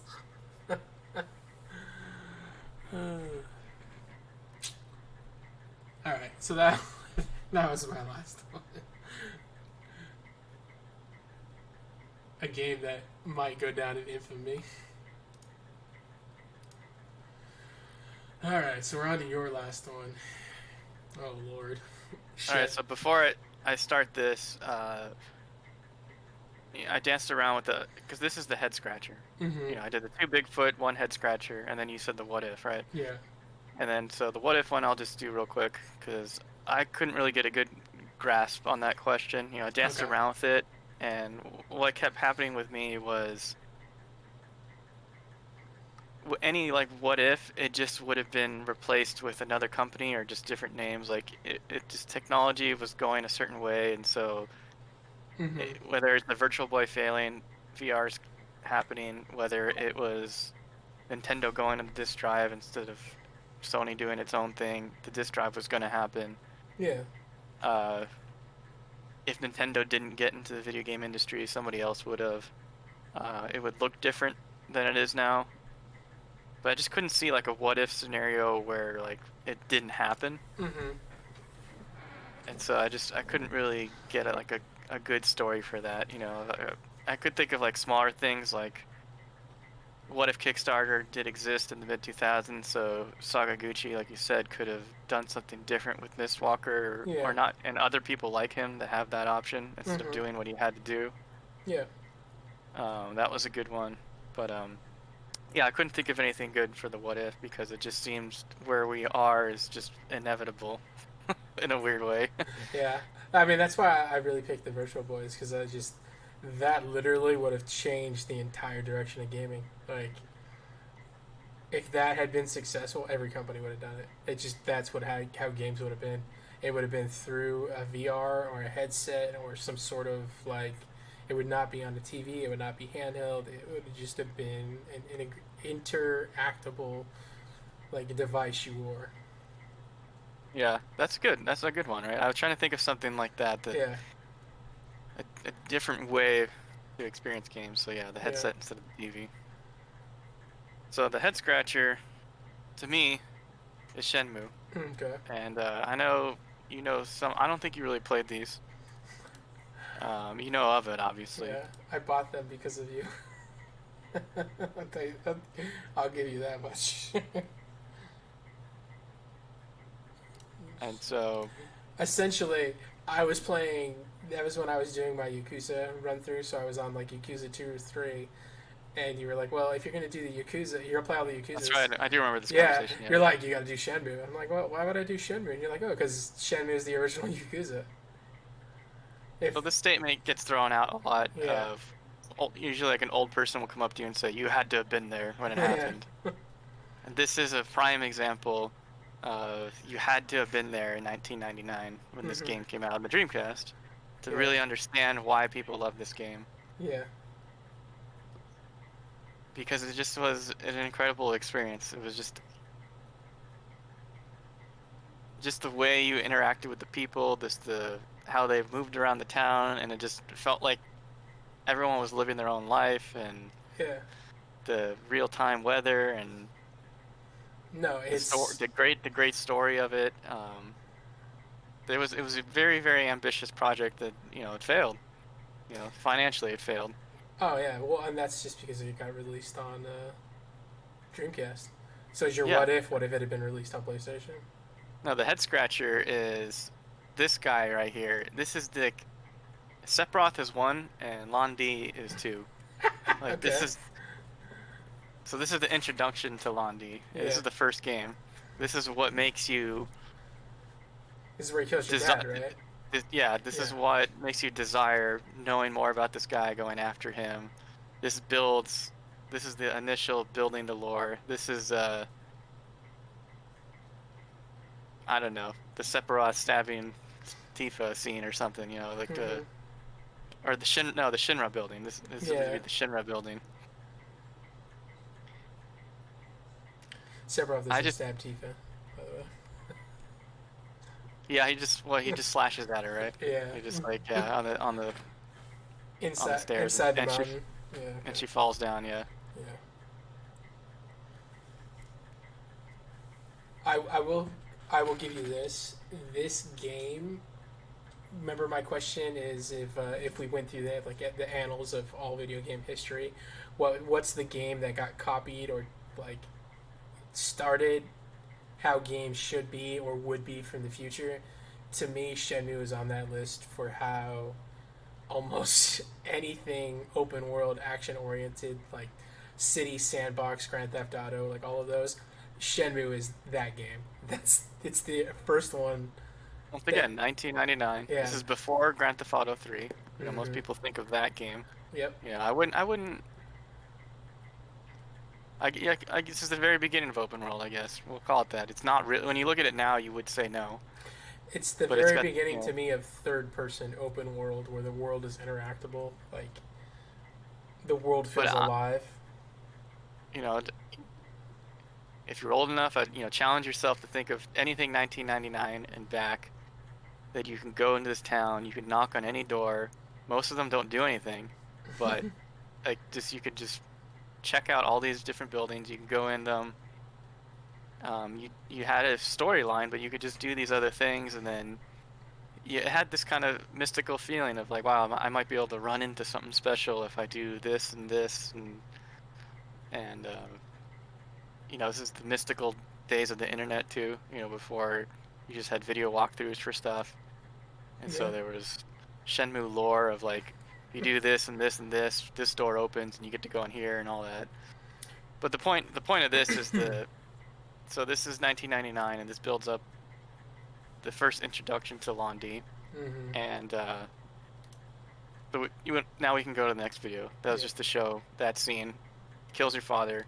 That whole game is you chasing him. It's all 3 games, isn't it? Or is it all 4? Because they did the game. All right. So this is the second game, right? So. Well, and what I always thought, this is the PC 4K. Okay. I was like, damn, I don't remember it looking that good. It did not look that good, yeah. I was like, oh yeah, I did not remember that huge. Yeah. Okay. So, like you said, the first one came out on Dreamcast, which was unfortunate because that system failed. So no matter how good the game was, it had a limited amount of success it could have. Yep. Then this guy, he released this on the Xbox, which was his second mistake. He released this on the original Xbox, where you couldn't, you're playing the direct sequel to something that you had to have played on the Dreamcast. Yep. So it was just like dead on arrival, really. Mm-hmm. It had to come out on PS2, probably would have sold better, but still, you couldn't play. It would have sold the first night part and of day it. better because, and you have to also remember Shenmue's biggest audience was in Japan, and Xbox market shares in Japan was like 1 out of 10,000 people, so you already were just so far beyond. Yeah, you're only hitting the American audience with the Xbox, and there already was a small amount of people that were into it and the Dreamcast, and a lot of people like on Xbox were into Halo. They were into different things, and it's the sequel to something. This was not the choice on Xbox for sure. Yeah, I think it was the worst choice out of Xbox, GameCube, and PS2. Yeah, I actually think GameCube it probably would have done okay, but again, that goes back to the situation that GameCube screwed themselves because this game would not have fit on a GameCube mini disc. Yeah. It would have been like 7 discs. Every time you went through the city, like every quarter of the city, you'd have to put in a new disc to access the memory.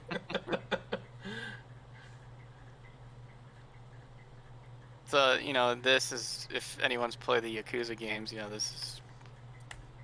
this battle system is like the archaic version of that. It's the part when he fights Shenmue here, doesn't it? So you can skip ahead a little bit. Yeah. That's where you're in the tower. So this is the final boss. Mm-hmm. But skip ahead to where you see the helicopter.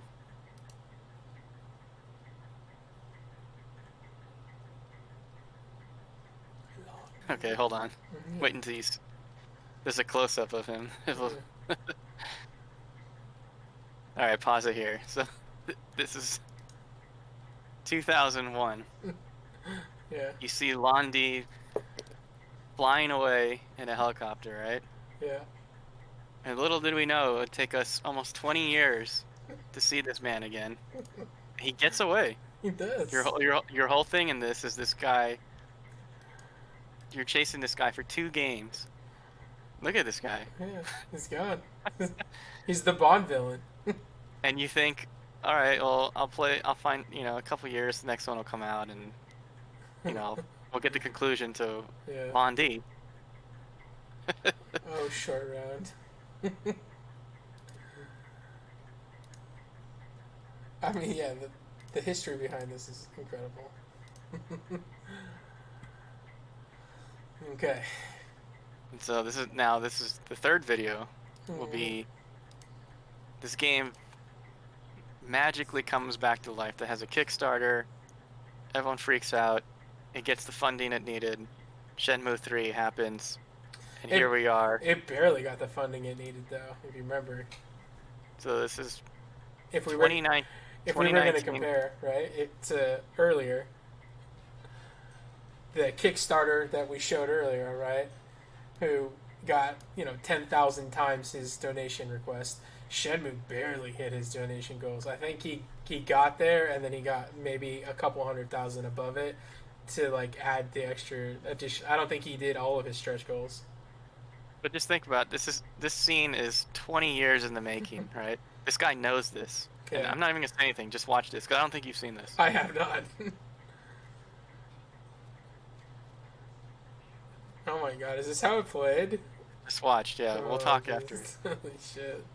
This is 20 years in the making to fight Londi. I didn't realize the third one played this bad.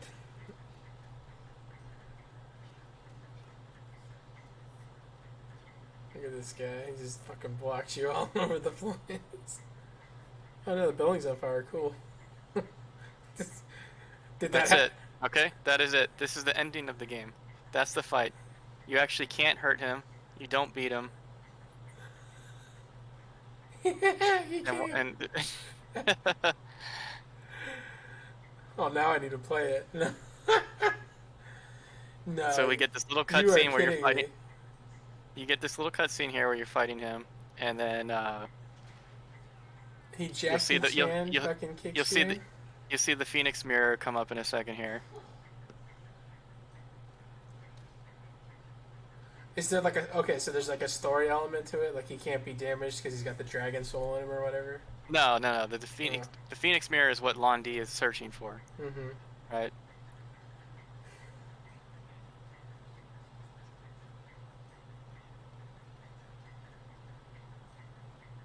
Which is this.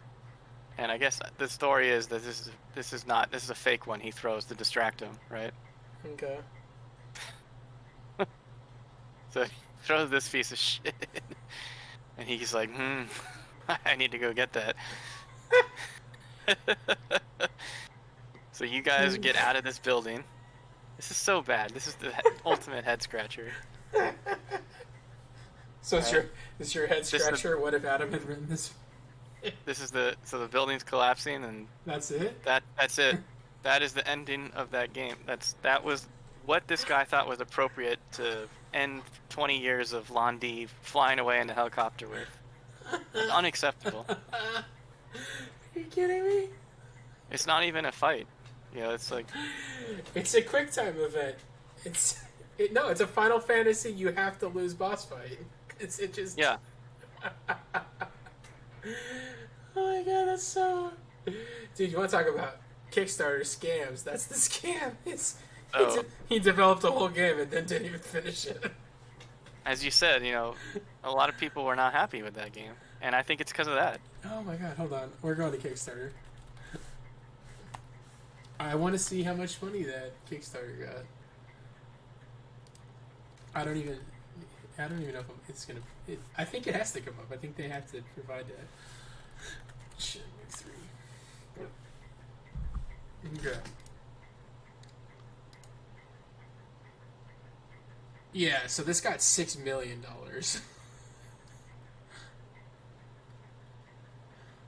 Updates. I apologize for the ending.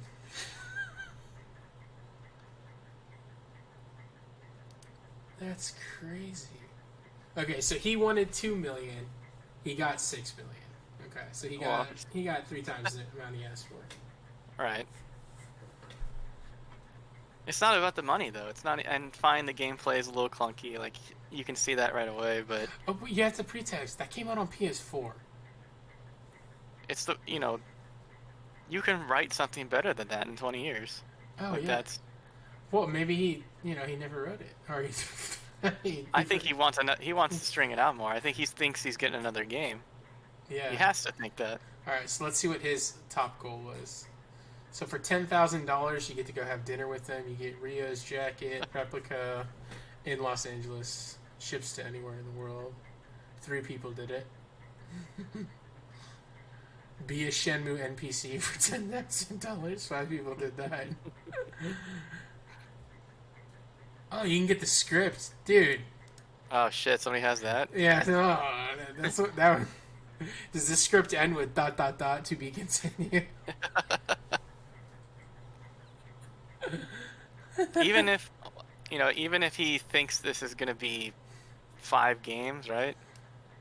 I think you owe it more to your fans that they brought you back from the dead to create this game because you were dead in the water, right? Yeah, no, that's. And you give them Risks. I don't think you don't quite understand Londi because you weren't a part of this, but you get what I'm saying. But this guy is a mythical figure in video game history. Yeah, no, that's. And to meet him again like that is a head scratcher. And that's the end of 3. You have to go through that entire game to get to that. That's the very end of 3.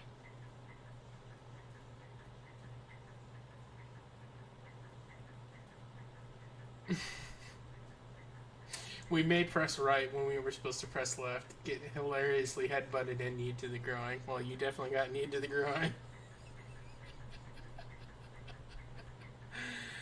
That's up there with like a Mass Effect 3 level bullshit endings. Actually, that is your example, right? Yeah. The colors of lights that you had to choose that didn't matter or whatever. Yep. Yeah. To not know if you ever see Londi again, pay this guy for a Kickstarter, and then see him for a 10-second fight where you can't do anything to him, and he gets away. He does. He's not dying in that fire, so he just gets away. I'll tell you what happened. Is he got to programming that part and realized he didn't have any money left. He couldn't go back on Kickstarter and say, "Hey guys, new Kickstarter goal. Give me an extra $2 million, and you can get an ending that doesn't take 10 seconds." No, I mean that 100% felt like a cash in. Like he was leaving it open so that he can get another game out of it if this one was successful. As to where he should have been making this game as if it was going to be his last one and just leave nothing left. And if you do that, leave Londi for the 4th one. One of these questions should be, how confident are you in finishing this game? Oh yeah, you forgot to mention too the original one. They had voice acting. That was pretty big for '99. Yeah, that's right. You're right. I did have a lot of voice acting. Yeah,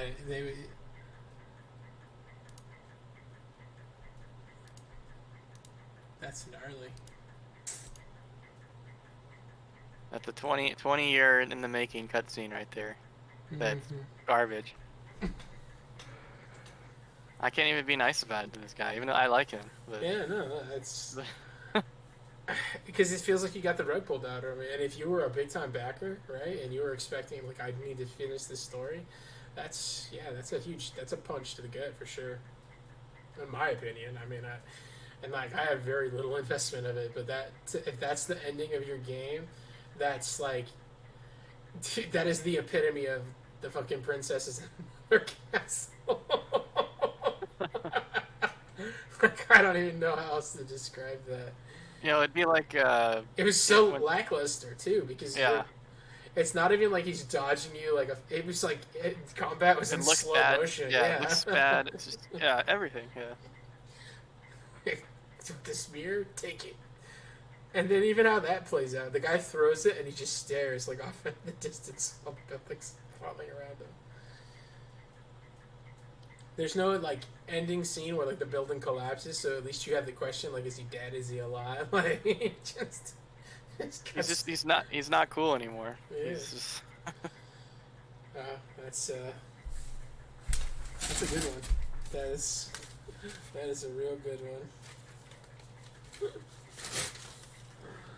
Oh man. So we pretty much had the same kind of thought process, and the kitty has joined me for the end of the stream. You want to say goodbye to everybody?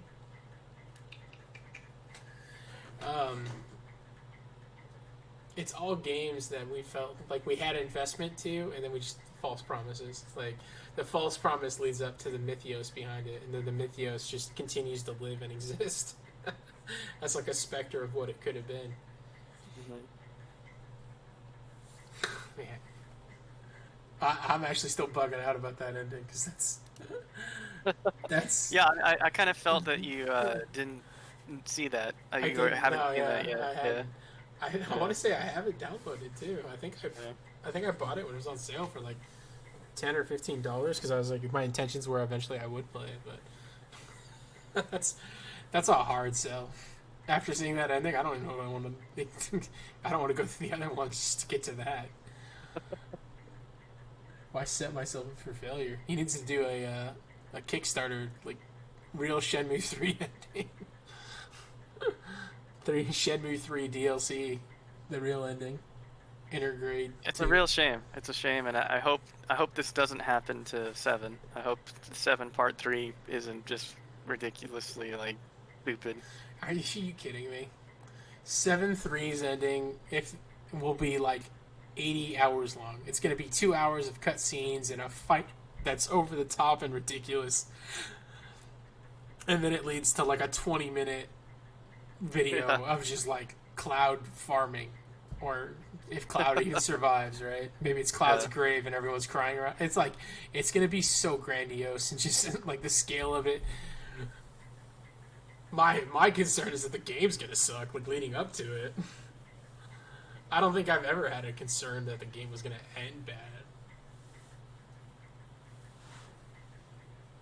I don't think anyone had a concern that Shenmue 3 would end bad because he was a great storyteller. You know, he'd never had to. He clearly likes to cut those endings short with just like. He didn't have to do the hardest part of storytelling, right? He never had to finish, and that's what maybe like made him seem greater than what he was. You never knew that he just couldn't write the ending, right? He just has to leave it open. Longing looks. He nailed it. If you transpose the first ending to the third one, they're the same, man. It's two dudes looking off in the distance lovingly for different reasons. Oh, man. Alright, guys. That's going to be it for this video. I hope you enjoyed going down just a really ridiculous set of circumstances. There's some rabbit holes, some conspiracy theories. There's, at this point, nothing more than Bigfoot photos. Hope you enjoy. Drop a like, subscribe. Most importantly, do something kind for somebody else. Deuces.